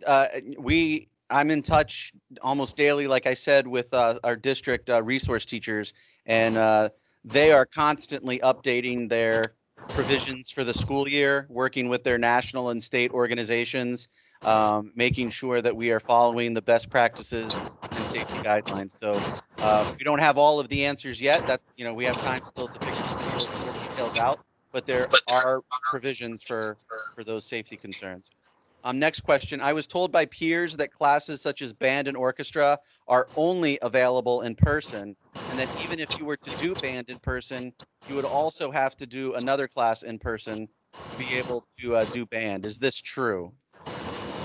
Yeah, no, we just talked about the fact that every class is available in person or through e-learning. So Archie, you don't have to worry, in person or e-learning. Okay. Has the e-learning option been approved by the state? Yeah, so good question. That was something in the district presentation, is the entire plan has to be approved by the state. It hasn't been approved by the state as of this moment.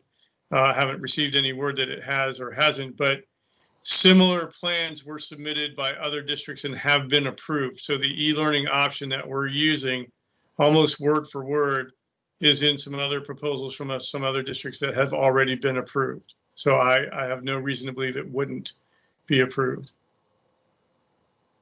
Next question, will e-learning students receive a hard copy of subject books? Yeah, so whatever tools that we need to provide for them, we can provide for them. So if we're using a textbook that doesn't have an online version, then we can, they'll get a hard copy. If they prefer a hard copy, even if there is an online version, if we have hard copies, we can give them out. Whatever tools we need to give an e-learning student to be successful, again, like the art supplies and stuff like that, we have to figure out how to do that. There was a question earlier about, is registration in person? We will be doing registration more like in a drive-through format like we did when we collected stuff and distributed stuff at the end of last year. The idea is, again, to keep the amount of people on campus at one time at a minimum. So we'll be doing registration in person in that we will be here and you will be here, but it'll be in a drive-through format. Yeah, and just going back to the books, again, just to reiterate that the e-learning and school in person are essentially, we're scheduling them the same. We ordered our supplies just as we always ordered them. So any of the consumables or things that a classroom might need, or online key options to be able to log in online, we've already paid for those based on the enrollment, whether they're here or e-learning. So absolutely. So the next question is, real quick if I can. Sure, yeah, absolutely. So just real quick, from an IB world, we are currently working on trying to work with ManageBack as well as other avenues to provide online resources to our kids, whether it be online books, study guides, revision guides, and such. We're hoping that we'll be able to do that this year for all of our students, and as we are able to do that, we will let that be known to our parents and then, of course, our students. Perfect. How do students? How will students do labs if they are selecting e-learning? Sorry. Yeah, so we already talked about that a little bit. Again, some of the labs will actually be virtual. Again, in a couple of classes I went to last year, the students actually had the laptops out to do the lab because it was virtual, that they accessed through a website and stuff like that. So an e-learning student would be able to do that anyway, If some of the labs are happening in person, then hopefully the teacher is going to be able to use some kind of camera or other device to share what's happening in the lab with the students at home. But again, just like I mentioned, the music teachers, the science teachers at the district have been coming up with some tools for the science teachers at each school to use for that. Perfect. How will EOCs be affected by the different learning options and block scheduling? Yeah, so this 4x4 block schedule is not new. The state has had, there have been other high schools around the state on 4x4 block scheduling for many, many years. So if you take an EOC course in first semester, you will actually take the EOC test at the end of first semester. We will see how many of our first semester classes shake out to be EOC tested classes, and then we'll see about the administration of those tests. Mr. Ryan, anything to add?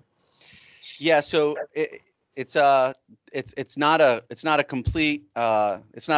easy answer, is basically what I'm trying to say. The EOC classes, where the class is part of the grade, we have those at the end of the semester. For middle school, that is unfortunately sometimes at the end of the school year because they're year-long grades.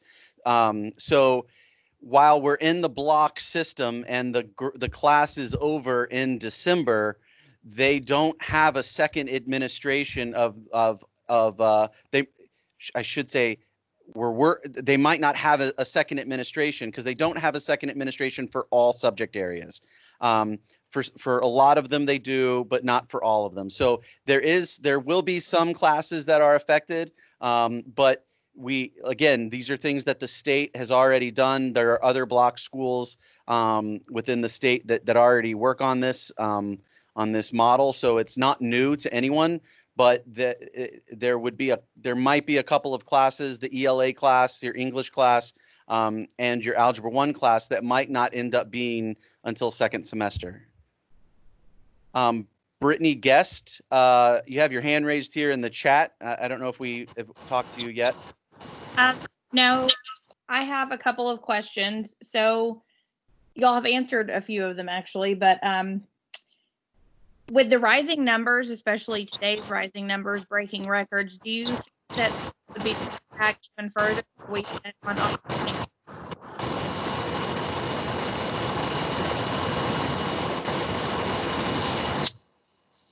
I lost the audio after rising numbers, and that's I didn't have anything after that. Me too. Okay, can you hear me? Yeah, Yes. now. Okay, so I'll just list my questions, and then and then I'll mute myself. But with the rising numbers in the county, do you think that we will push school back further, or are we hard set on August 24th? And then is the school recommending or requiring masks? If your student needed an EOC test last year, I know we got a letter, but it was a little late in the mail. So if they missed it, is there a makeup for it? And how many students support if possible this year? I mean, because that's a lot of contact with one another. So has anybody considered that? Okay, so the first question about rising numbers and whether we should push back opening a school, we don't make those decisions. That's fortunately, I don't make that decision. So that's a school district question and probably a state commissioner of education and governor question. So that would have to be something to share with them. Let's see, what were the other questions? Mr. Ryan, did you? I was trying to write them down feverishly to get them. One of them was, are masks going to be required? Right. So the district policy is that masks are expected to be worn by students in any common area, anywhere where social distancing can't be practical and that kind of thing. So they're expected, they're not required. And so we're going to try to make sure that everybody understands the importance of wearing a mask. And if they refuse to wear a mask, we cannot discipline them for anything like that. I mean, so it's just expected, but not required. We've done a lot of things around the campus to made some changes in our traffic patterns and things. And I mentioned some things earlier about the hand sanitizing stations all around the campus, how we've reorganized lunch and things like that. We're going to change some arrival and dismissal things. So we're going to be doing some things to try to maintain as healthy and safe, a clean an environment here as possible. But masks are not required. The board changed the language from recommended to expected, but not required. What were some of the other questions? The other question that I caught was missing the EOC from last semester. Right. Yeah. So when the governor made the decision to close all the schools to in-person instruction at the end of last year to go online, he canceled all the state testing for last year. And so specifically the Algebra 1 EOC is a graduation requirement. In the state of Florida, to get a high school diploma, you have to pass the Algebra 1 EOC. Well, he canceled the Algebra 1 EOC so those students didn't get a chance to take it. So there was a administration this summer, just today was our last day, to offer the Algebra EOC, Algebra 1 EOC to students who didn't get to take it because it was canceled. Because even though they canceled the test, they haven't canceled it as a graduation requirement. So the students who didn't get to take it because the in-person school is closed, had an opportunity to take it this week. We weren't necessarily late in getting the information out. The state was late in determining the date and then didn't give districts much time and to get that information out. So we did. Anybody who didn't take the Algebra 1 EOC that's in that cohort that needs to take it, will have several other opportunities to take it. We do this for students who don't pass it, even though these students didn't even take it.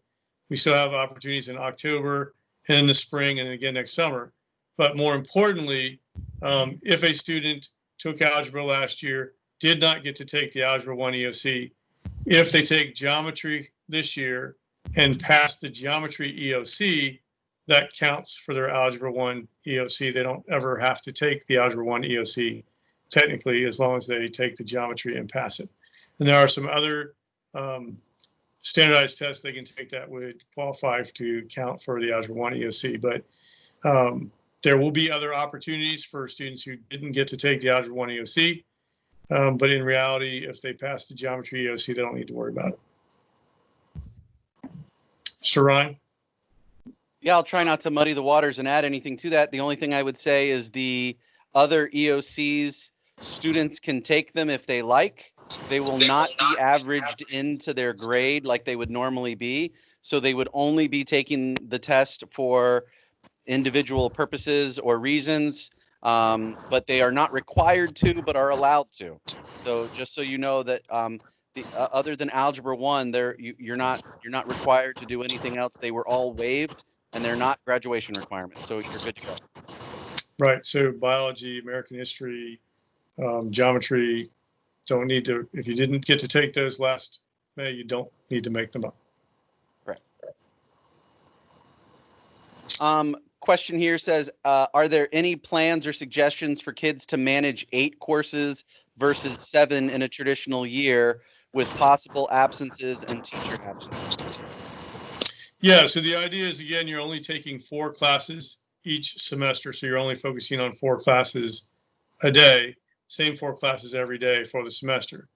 The interesting thing is, though, if you're absent, theoretically, that calculates to 2 days worth of material as being absent. So the idea is to keep the absences down as much as possible, teacher absences, student absences. But being someone who's been in 7-period schools, 6-period schools, and 4x4 block schools, the fact that you're only managing 4 classes at one time as a student and a teacher managing 3 classes at one time is a lot more manageable. And if you do happen to be absent, you come back from it a lot quicker because you only have 3 classes worth of material to make up rather than 7. Perfect. So a lot of the questions that I'm scrolling through now we've answered, so I'm going to something that we haven't. Just to be clear, because the question has come up yet again, are AP and IB testing still only going to be offered in the spring, even if you take the course in first semester? Yeah, and first of all, AP is only offered in the spring no matter what. That's AP, that's College Board, that's what they do. They only administer those exams in May. It doesn't matter that there are hundreds of schools on the 4x4 block schedule across the country. AP is only in May. IB, as mentioned by Mr. Kellum earlier, you do have the option of taking IB exams in November. It's early November, and it's not really designed for schools that are on the block.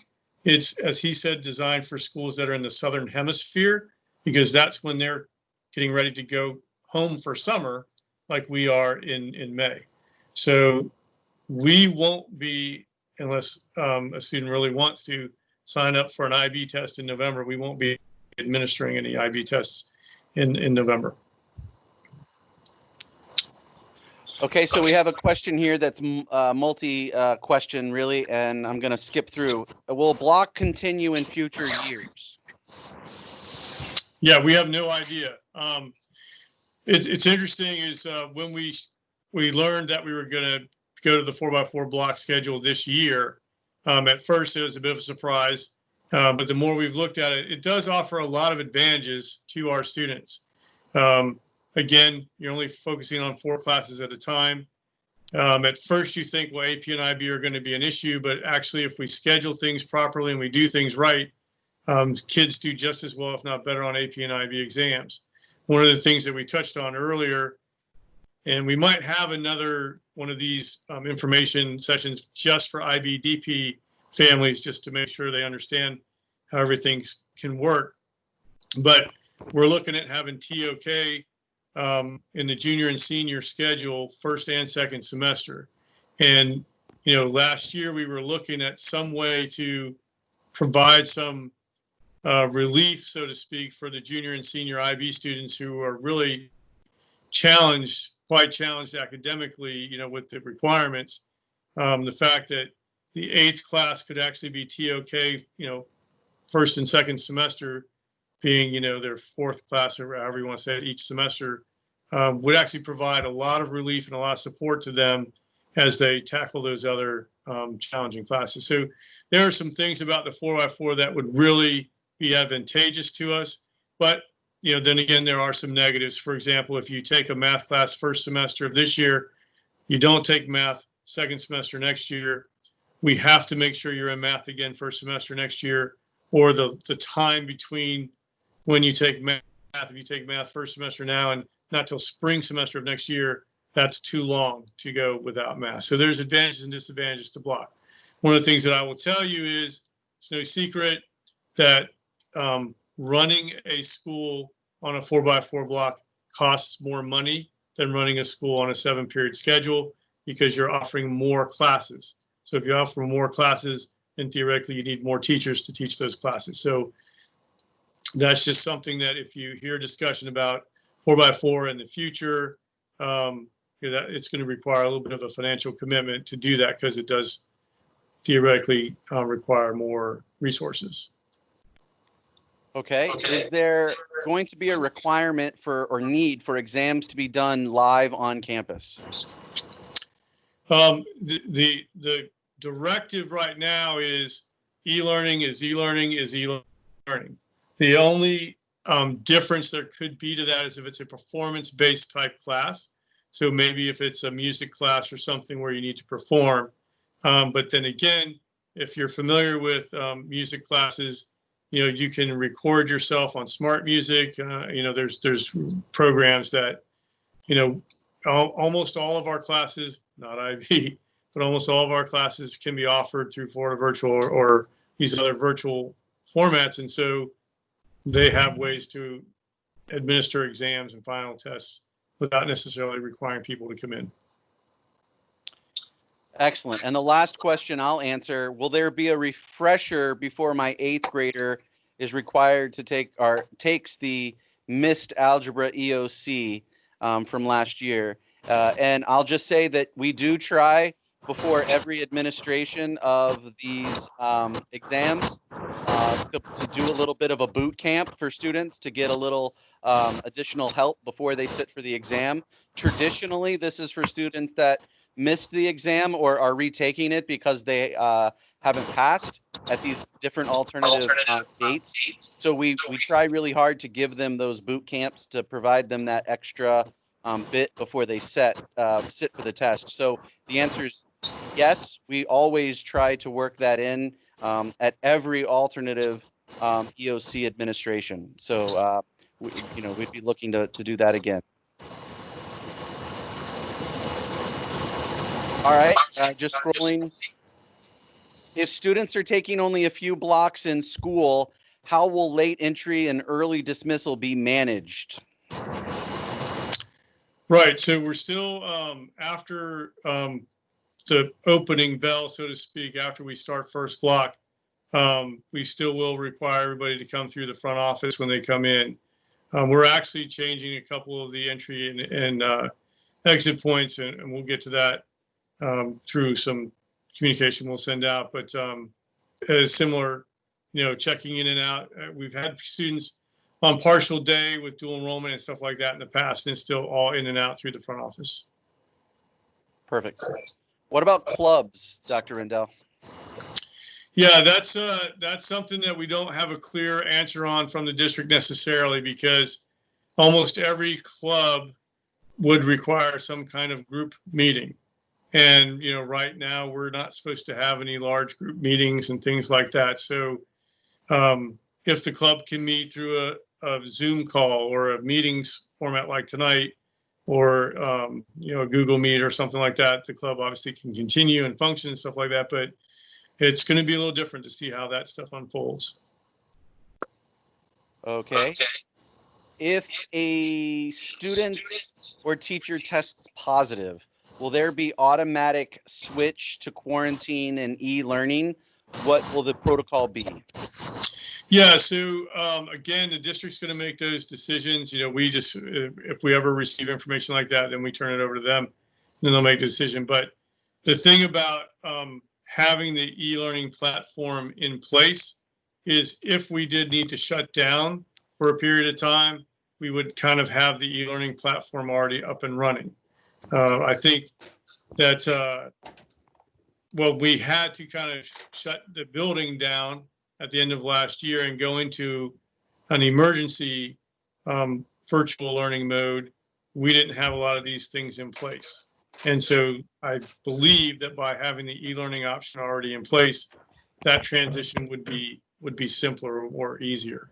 But you know, it's going to be the way the district has explained it is, you know, every situation is going to be handled on a case-by-case basis as to whether we shut down, if for how long, you know, and whether it's the whole school or, you know, part of the school, if they somehow think that only part of the school is affected, you know, that kind of thing. Okay, perfect. Will buses resume? Yeah, so if the question is, will just standard buses resume? Of course, yes. If it's whether regional busing will resume, that's something that people may have missed over the summer, but back in June, the school district decided to eliminate the regional busing that was in place for all of the choice programs. So we do not have the regional busing in place. If you're an out-of-zone family that was relying on regional busing, please send me an email, or Mr. Kellum or Mr. Ryan an email, and let us know, because there are some groups outside of the district that are looking at that. But, you know, really that's about all I can say at this point. Mr. Kellum or Mr. Ryan, anything to add? No, sir. Okay, next question. How will volunteer hours be earned for Bright Futures and IB? Are there currently any available remote options? Yeah, I'll see if Mr. Kellum wants to chime in on this as well, but he and I actually had a meeting with an organization last year, shortly before we shut the building down, that provides links to volunteer opportunities. So I think we did put that out on Manage Back last year, but we'll bring that back up, send it out on Manage Back again, and even out through other avenues. It's a service that can match volunteers up with organizations that need volunteering. And you would be surprised how many of the opportunities can be done either virtually or in a manner where you could go pick something up, take it home, you know, complete it and turn it back in, you know, that kind of thing. So there are some opportunities that don't necessarily require you to physically go and volunteer somewhere. And Mr. Kellum, anything to add? That was exactly what I was going to bring up. The app is known as Just Serve. We will be introducing it to all of our parents, all of our students. Our teachers are going to be pushing it because it really is a great app to help with the community service part of the IB requirement. We do realize that it's going to be a difficult situation as far as getting service, and we're going to work with as far as a group within school, the community. We'll work with the community to make sure that we have opportunities for our kids to do them virtually or in other avenues, so that we can meet that requirement. So we're going to continue to work with everybody in the community, our teachers, our students, to make sure that we can meet the requirement that we have set forward for IB. Very good.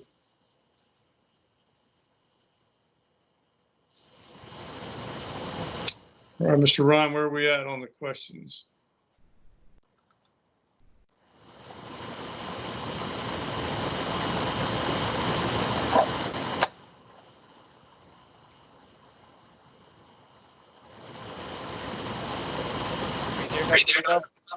I'm there. You were muted. Yeah, there was something wrong on my end. I apologize. Okay, so the next question is, how will the missed 10th grade FSA and EOC be handled? Yeah, so the EOC we kind of mentioned a little bit earlier with Algebra 1. There is no 10th grade EOC that's required to graduate. If you were taking geometry, that's fine. You don't have to pass it to graduate, so it won't be re-administered. I mean, it will be, but you don't have to take it. The 10th grade FSA, the English Language Arts 10th grade FSA is a graduation requirement. So we haven't got, I think, final word from the state, but if they follow past practice, we will be administering that 10th grade English Language Arts FSA to the current juniors in the spring, as well as the current sophomores in the spring. Mr. Ryan? No additional guidance, but unlike the EOCs, we will get guidance specific to that FSA, I'm assuming and hoping at a later date, because currently we do not have it. The next question, if your student is definitely starting the year e-learning with the hope of in-person later in the year, do you recommend choosing the combo option or still full-time e-learning option when filling out your parent survey? I will leave that to you to answer. I mean, I think the bottom line is you can switch from one platform to another. You know, so whatever you switch, if you feel more comfortable with e-learning to start the year, that's e-learning to start the year. When we get ready for second semester, things have changed and you want to do in person, it's just a matter of telling us that you want to do in person. Yeah, absolutely. I would say that, you know, you have that option right now to do e-learning first semester, and then in-person second semester. You have the option of doing e-learning for 9 weeks and then switching. That's the benefit of doing that. You're still connected with our school and your schedule isn't changing. It would be as though you're here or at home, and you can change that at any time you like.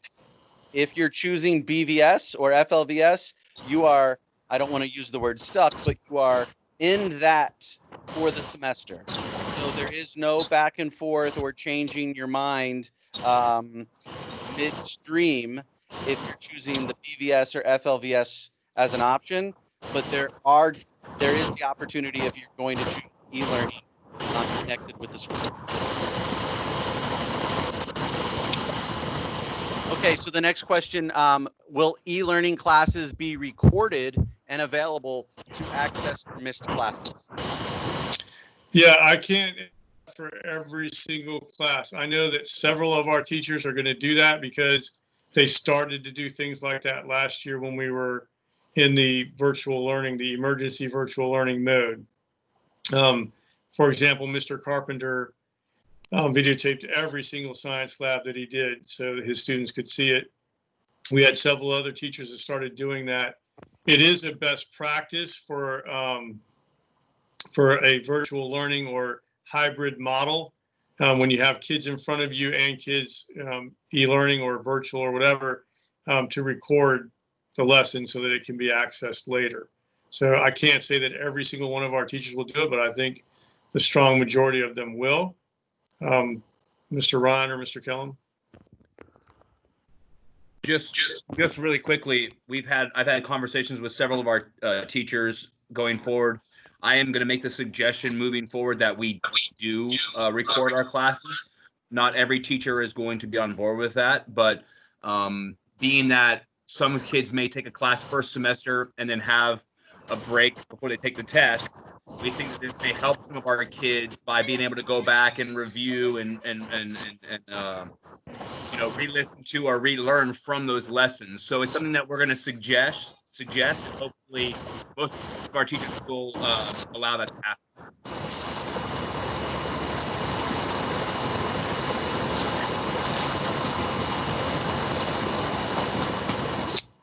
All right, Mr. Ryan. Oh, there we go. I just want to add one thing to the story. There is a significant difference between the virtual environment that we were in when we left and what e-learning is going to look like when we come back. And so I really want parents to understand that it is going to be a synchronous event where students will log in, whatever platform it is that we are going to be in that moment, and quote unquote live with the teacher. So when we left in that emergency situation, students were doing handouts and packets and watching videos here and there. And so it was a completely different environment than what we're expecting e-learning to look like. So, you know, I just want everyone to make sure that we have mentioned several times, like we did last spring. It's not going to be like what we did last spring at all. So I just want to make sure that parents are aware and are understanding. Okay, so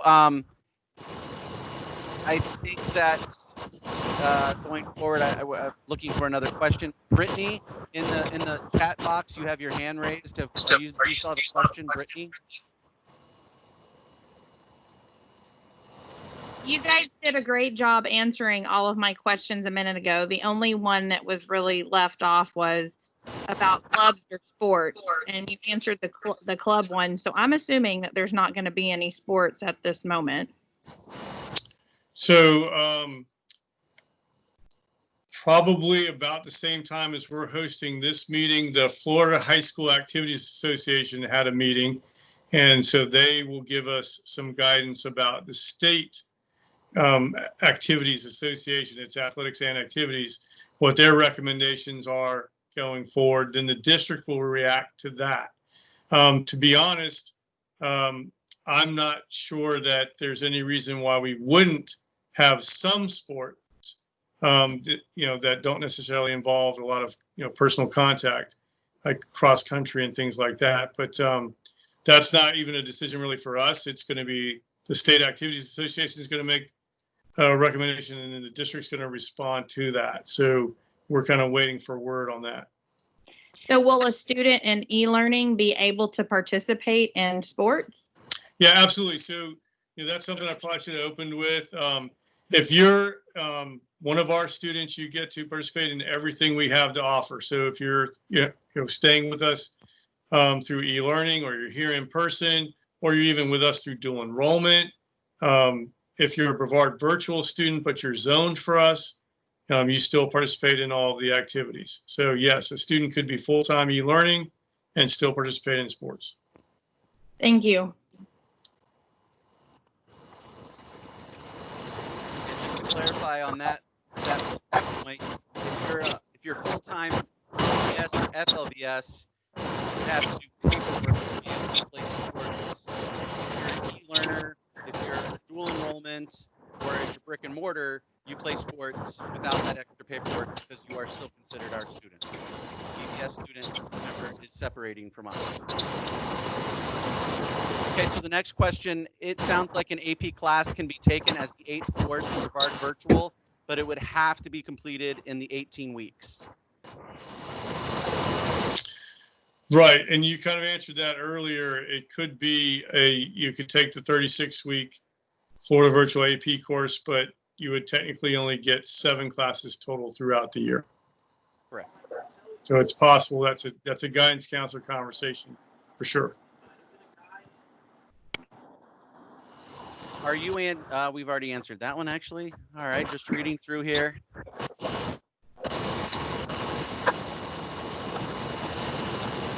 So we answered this question a long time ago, but into the questions, let me just ask again. Has the DOE approved the e-learning option yet?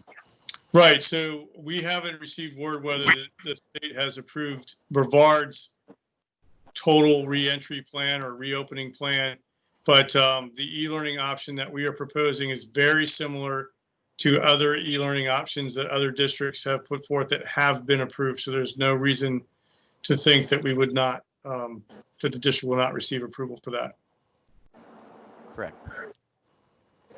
So just a confirmation question, if a student starts e-learning and things change, can they return in person? Yes, absolutely. And they do not have to call that combination. That is essentially calling that e-learning is the same as being here. We're making that distinction on our on our questionnaire, just so we have an idea of what our numbers are going to look like and what our parents' preferences are. But it is the same. So either one of those, you can bounce back into the school if things were to change. Absolutely, no issues.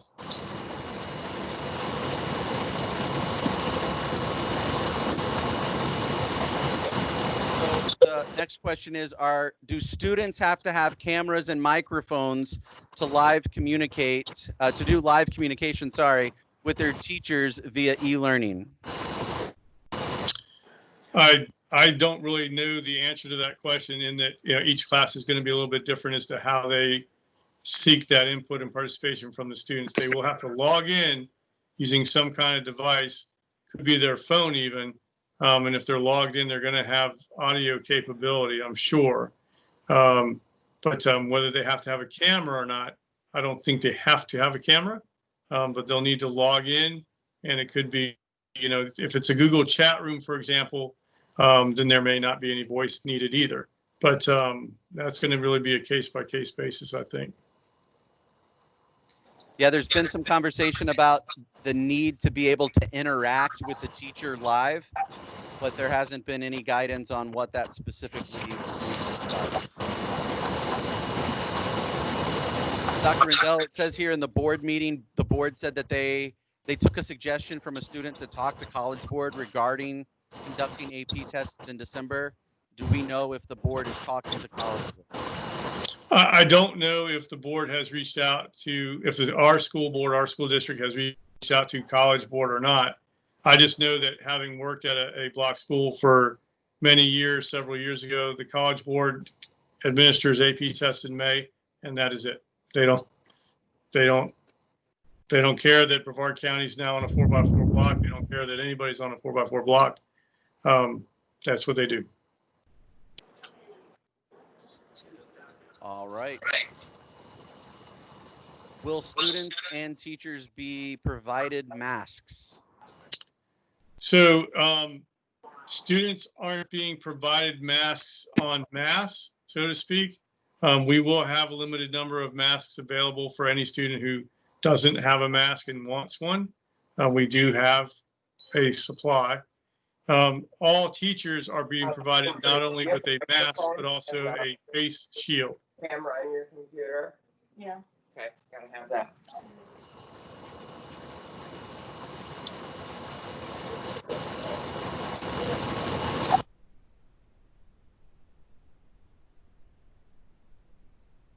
Dr. Rendell, go ahead and unmute yourself. I muted you by accident. All right, so are we back to the mask question? Well, you did answer it. Okay. We were able to hear it. We have a Tanya that raised your hand. I don't know if we've gotten to you yet, Tanya. I apologize. No. Can you hear me okay? We can. Okay, so I just want to clarify with the e-learning. When you fill the form out, because we haven't decided yet what we want to do. So do we do the e-learning, but say like 2 weeks into school or 3 weeks into school, we decide we really do want him into class, then we just come to the school and then we're able to enroll him? How is that going to work exactly? Yep, so you're already enrolled, and so you're just choosing the e-learning option and the learning platform. So if at any point you decide you want to come to in person, might want to let us know before you show up. But you just email us, call us. Guidance counselor would be the person to contact, and then we switch you over to in person, and you start attending in person.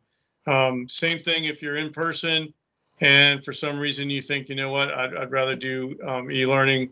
It's notify us. Don't just stop coming to school, and and then we'll switch you over. Really, the hope is that we're treating the students the same as if they're here, or if they're here or in person. Okay. That's an easy, seamless transition.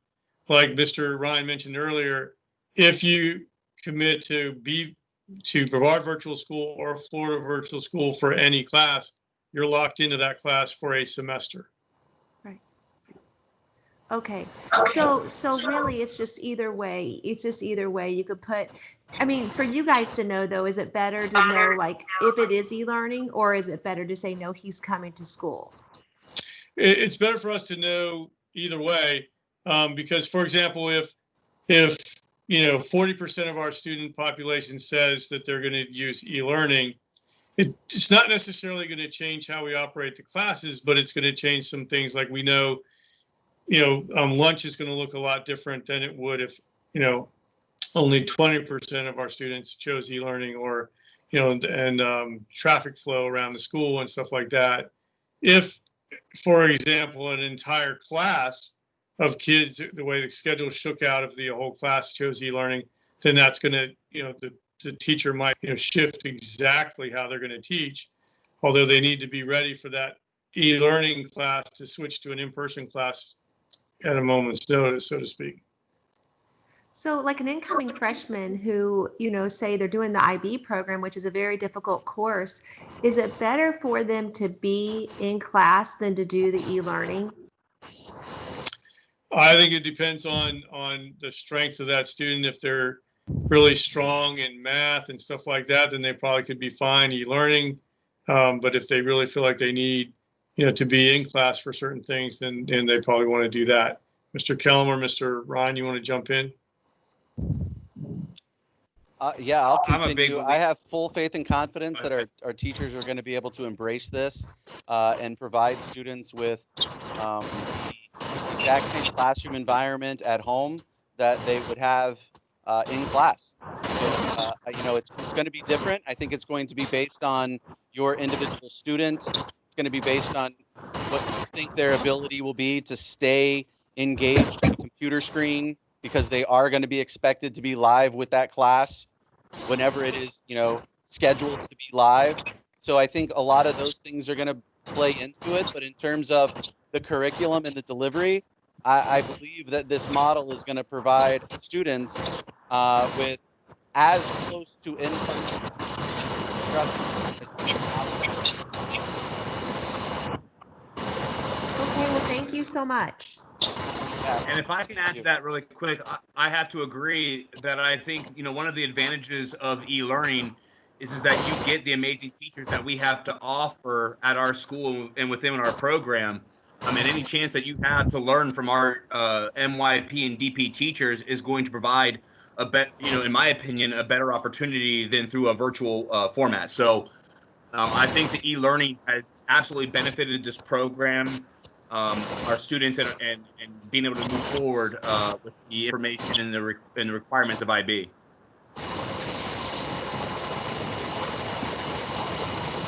Marianne, I see your hand raised again. If you would like to go ahead and ask your question.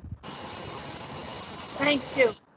If it's choose BV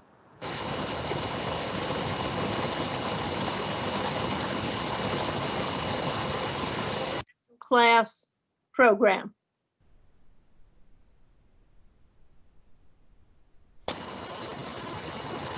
So I didn't hear the entire question. Could you say it again? Sure. If a student chooses BVS, will they be on the regular 7-class program or the 4x4 block program? I can't hear you. That's right. I unmuted so I could hear you better. Sorry. So if they choose Brevard Virtual, so that's the virtual school operated through our school district, yes, they will be on the 4x4 block. They have switched all their classes to the 4x4 block so that they can stay in sync with us. Florida Virtual, you have the choice of whether you choose a block format or a year-long format. Thank you. Thank you.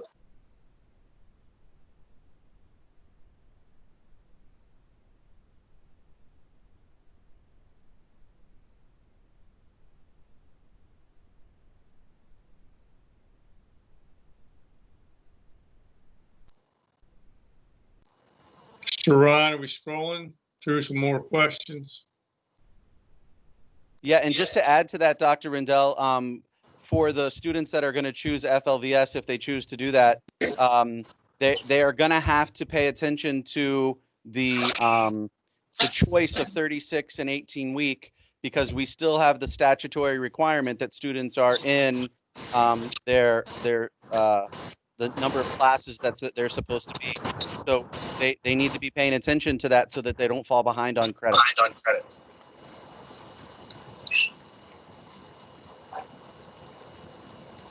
Okay, Dr. Rendell's going through some more questions. We have a lot. I know we've gone over our time, but we have a lot of questions. Do you want to keep going? Oh yeah, we're going to keep going. Okay. So we have asked this question, but it's answered it, but it's been asked several times. If we choose the e-learning, can we go to school one week and back the next, and back and forth?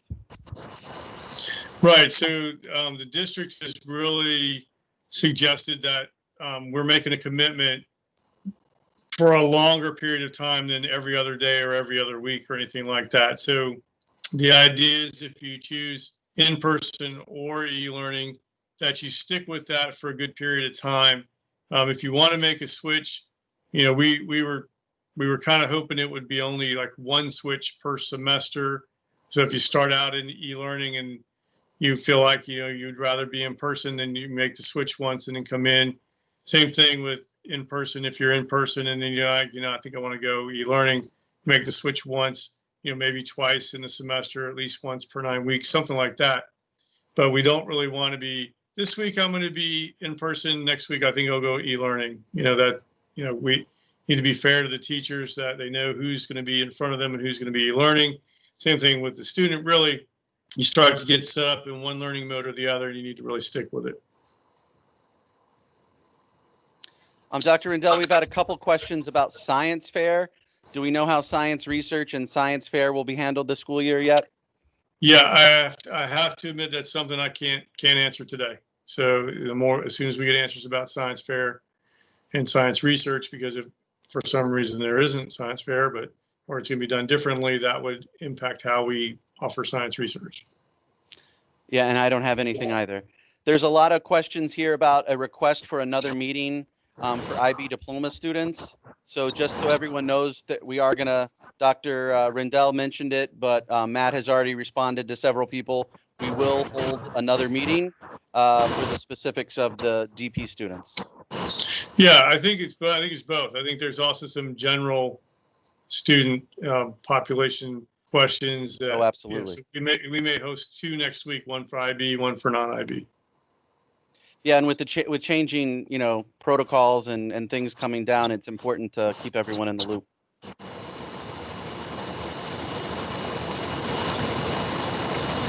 Sorry, everyone. I'm just going through these questions, trying to make sure that we get new ones.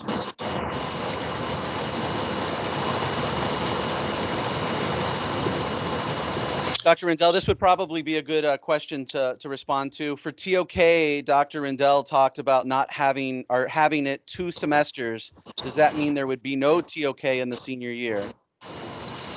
Right. So we're looking at whether we do the TOK both semesters for the juniors. This year seniors are expecting to have TOK anyway because they had it last year. More than likely it would be TOK 2 semesters both years. Mr. Kellum and I and Mr. Ryan, we've been looking at this. We haven't made our final decision yet, but we actually see a lot of advantages for TOK both semesters, especially the junior year. And Mr. Kellum, I don't know if you want to jump in. Honestly, I don't know there's much to add. I think TOK will provide us, or what we're looking at, provide us in our student community. I don't want to say too much, but we're looking at some ways to provide some advantages to our students so that we can work this block schedule out and provide the best chance of success for tests and IAPs in this. So, Mr. Ryan, I'm going to jump in. I've seen the same kind of theme in a few of the later questions. We did talk about it earlier. How many classes does my son or daughter need to be enrolled in to still be part of Cocoa Beach? And the answer is just one. You could do 1 e-learning class, the rest through Brevard Virtual or Florida Virtual, and you're still a Cocoa Beach junior, senior high school student. You could do 1 in person and then FOBS or BVS. That's the combination. So you click combination on that survey, and that triggers a communication with a guidance counselor to talk about which classes would you be here for, and which would you do Brevard or Florida Virtual for. And again, as we've said several times, if you're going to pursue Florida Virtual or Brevard Virtual for any of those, you have to be mindful about whether it's the block class or the year-long class. But one of the things that we've had a lot of questions over the last few weeks was, if I want to pursue something virtually, but I want to remain part of Cocoa Beach, how do I do that? And that's for signing up for at least one, either e-learning or in-person class. Or if you were to do dual enrollment with us, you're still one of our students. Mr. Ryan, did I butcher that? No, I think you did a good job. It's just one class. As long as it's one of those 3 formats, it's just one class. This is a great question, Dr. Rendell. Will the administration and teachers continue to handle the school parent interface virtually like this? For instance, open house and informational sessions. This was very helpful and convenient. Yeah, so I almost said something about this earlier. Hopefully, if you're in this meeting right now, you've been getting our emails. The emails are based on focus, whatever information we have in focus. The very first email associated with that student and family, that's the email when we send these emails out. So a benefit of this health crisis is it's caused us to look at different ways to communicate. So we're definitely going to continue to use the email system. We might even get sophisticated enough to start sending out a weekly parent or student bulletin or email. But this type of thing, I think we're going to do much more often. We've already talked about setting up another one for next week, just one for IB and one for general. Yeah, we're definitely going to continue to use these communication tools that we have. One thing just for everybody to know is, when our teachers do come back in a couple of weeks, we usually have meetings with them. Of course, any organization is going to have meetings, right? And we're going to try to conduct our meetings with them in a blended format similar to what they're going to be asked to do. We're going to have some of them in front of us and some of them attending the meetings virtually through e-learning, so that we experience what they're going to experience as teachers, but they also then experience what your son or daughter is going to experience as a student. So we're going to try to take advantage of this growth opportunity, this learning opportunity for us, as well as not just for the students. So but yeah, in the future, we'll definitely do more of this.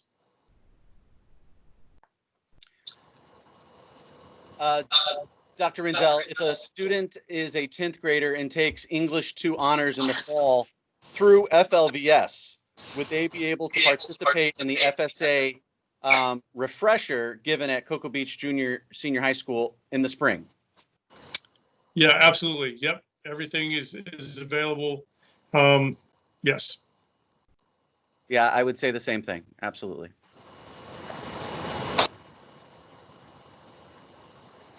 Question here says, wouldn't we need to know the student's schedule to register for a combination with BVS or FLVS to understand what courses they can take and how that integrates with the in-person or e-learning? Yeah, yes and no. I mean, the idea is you should kind of have a feeling right now which combination or which platform you would want to choose. By filling out the survey before you get the schedule, it just helps us as we place some classes in certain places, but you have the option of changing that. Just because you say in-person or e-learning now, once you get the schedule and you see it, you might say, you know what, I'd rather do a combination. This class right here, I think is really important for my son to be here in person, but the rest of these classes, they can take e-learning, or I'd rather maybe even go to virtual with BVS or FLVS. So we need you guys to respond to get us kind of a feel as we build the final parts of the master schedule. But once you receive the schedule, you can change it. I don't know, Mr. Ryan, if you want to add. I'll just add that, yeah, I think the purpose of the options is really based on your preference on returning. And so that probably won't change much with the schedule.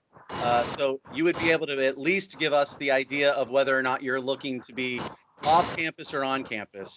And then later, if you got your schedule and there were things that needed to be worked out, then you could obviously find a way to manipulate that using your options to make it work for your family best. So I think giving us the idea of where you're at now is important for us for planning purposes, but you're not stuck to that. We're not going to keep you to that. It's really just an idea for us to have where we're at in terms of numbers and what our community is looking to do. So I think that I do understand the point of the question, and I sympathize. I wish I could give you a schedule now. I'm working on it, and you know, it's a as we speak kind of thing. But in general, the idea is off campus or on campus due to your family's preference. The question, will the virtual meeting be available for replay later? And the answer is yes. I have it recorded, recording, and the link will be available. I'll get that out to everybody, probably on our website. That'll probably be the best way for everyone to catch that.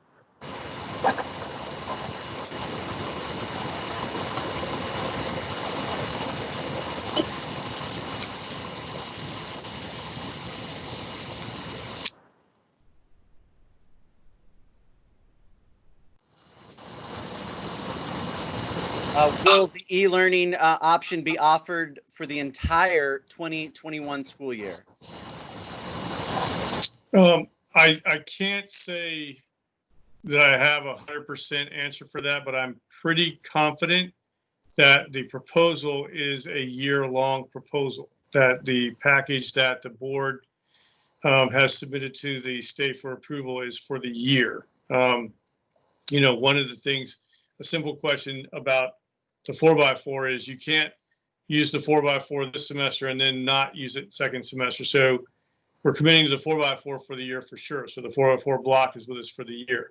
I believe e-learning will be with us for the year because quite simply, we don't need to expend any more resources to offer that than we don't to offer it. So I don't see that changing.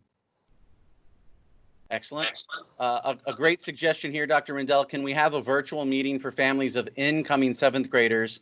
This is all new to us. That's a great idea. If any of the 7th grade families are still with us, you're going to get some separate communication coming out.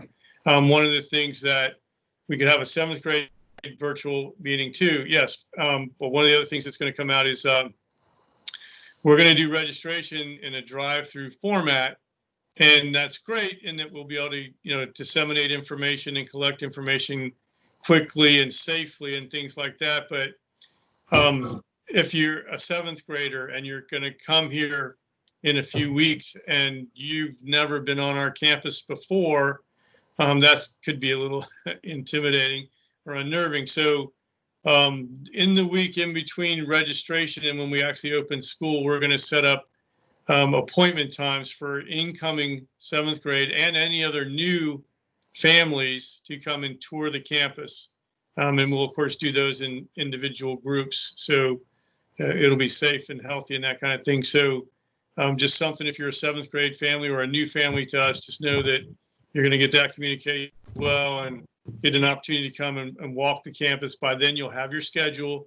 So you'll be able to look at where your classes are and everything. And you know, have a little sense of relief as to what school is going to be like, or at least what the physical layout of the school is going to be like when you come. Okay, Dr. Rendell, I just muted you. It sounds like your mic might be getting a little hot. So just real quick, I muted you. So when you talk again, you'll have to unmute yourself. Real quick, it seems like we've gotten to the end of our conversation and it's probably time for us to wrap this up. We're at 7:30 now. But real quick, I wanted to just, for the people that are still on, we are doing everything we can to push out information to you so that communication is as ongoing and live and up to date as possible. Please make sure that you're checking our website regularly. We are putting things up there for you. We have started a YouTube channel. Please go to our YouTube channel. It's you have a link on the school website and in your email. Please go to that and subscribe. We will be doing videos so that you have an opportunity to, hear some of these things explained instead of trying to read everything, and maybe some just question and answers between us so that you can watch those and get some information. But please keep an eye out for those, and like our Facebook page, subscribe to YouTube, follow Dr. Rendell on Instagram. There's a lot of ways that we're, Twitter, and do your best. We are trying to do our best, to get this information out to you as much as possible. So just wanted to add that. Yeah, so I saw a couple things pop up in the comment section just there at the end. Yeah, dual enrollment. If you're considering dual enrollment at all, make sure you reach out to a counselor as soon as possible, because the dual enrollment classes actually start sooner than our classes. So if that's something you're looking at all, let's please make sure you reach out to a guidance counselor as soon as possible. Let's see. Yeah, so again, we've talked a little bit about classes, clubs and sports and activities. We're still going to have as many of those things as we can. Some of them may be virtual meetings, like for the clubs and activities. And, any student that's in e-learning or tied to us in any way is still going to be invited to participate in all of those things. And I think that might be all of it. I think so. Yeah, we'll push out any additional meetings that we have to you so that you'll know to be able to log on. Same as this time, you'll get a link and you can log on to the time. And we will record those, so you have the ability to go back and catch anything. And we will also, just so you know, I will take a transcript of this meeting chat down, and we'll try very hard to put together some of those frequently asked questions and answers for you, so that you can maybe try to check that instead of maybe watching a 2.5 hour video. Dr. All right, Neal, so you want with to wrap it up for us? Yep. So thanks everyone for participating tonight.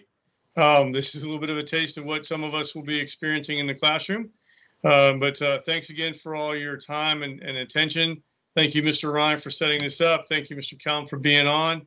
Saw Mrs. Reyes as well. So thanks, everybody, and we'll talk to you again soon.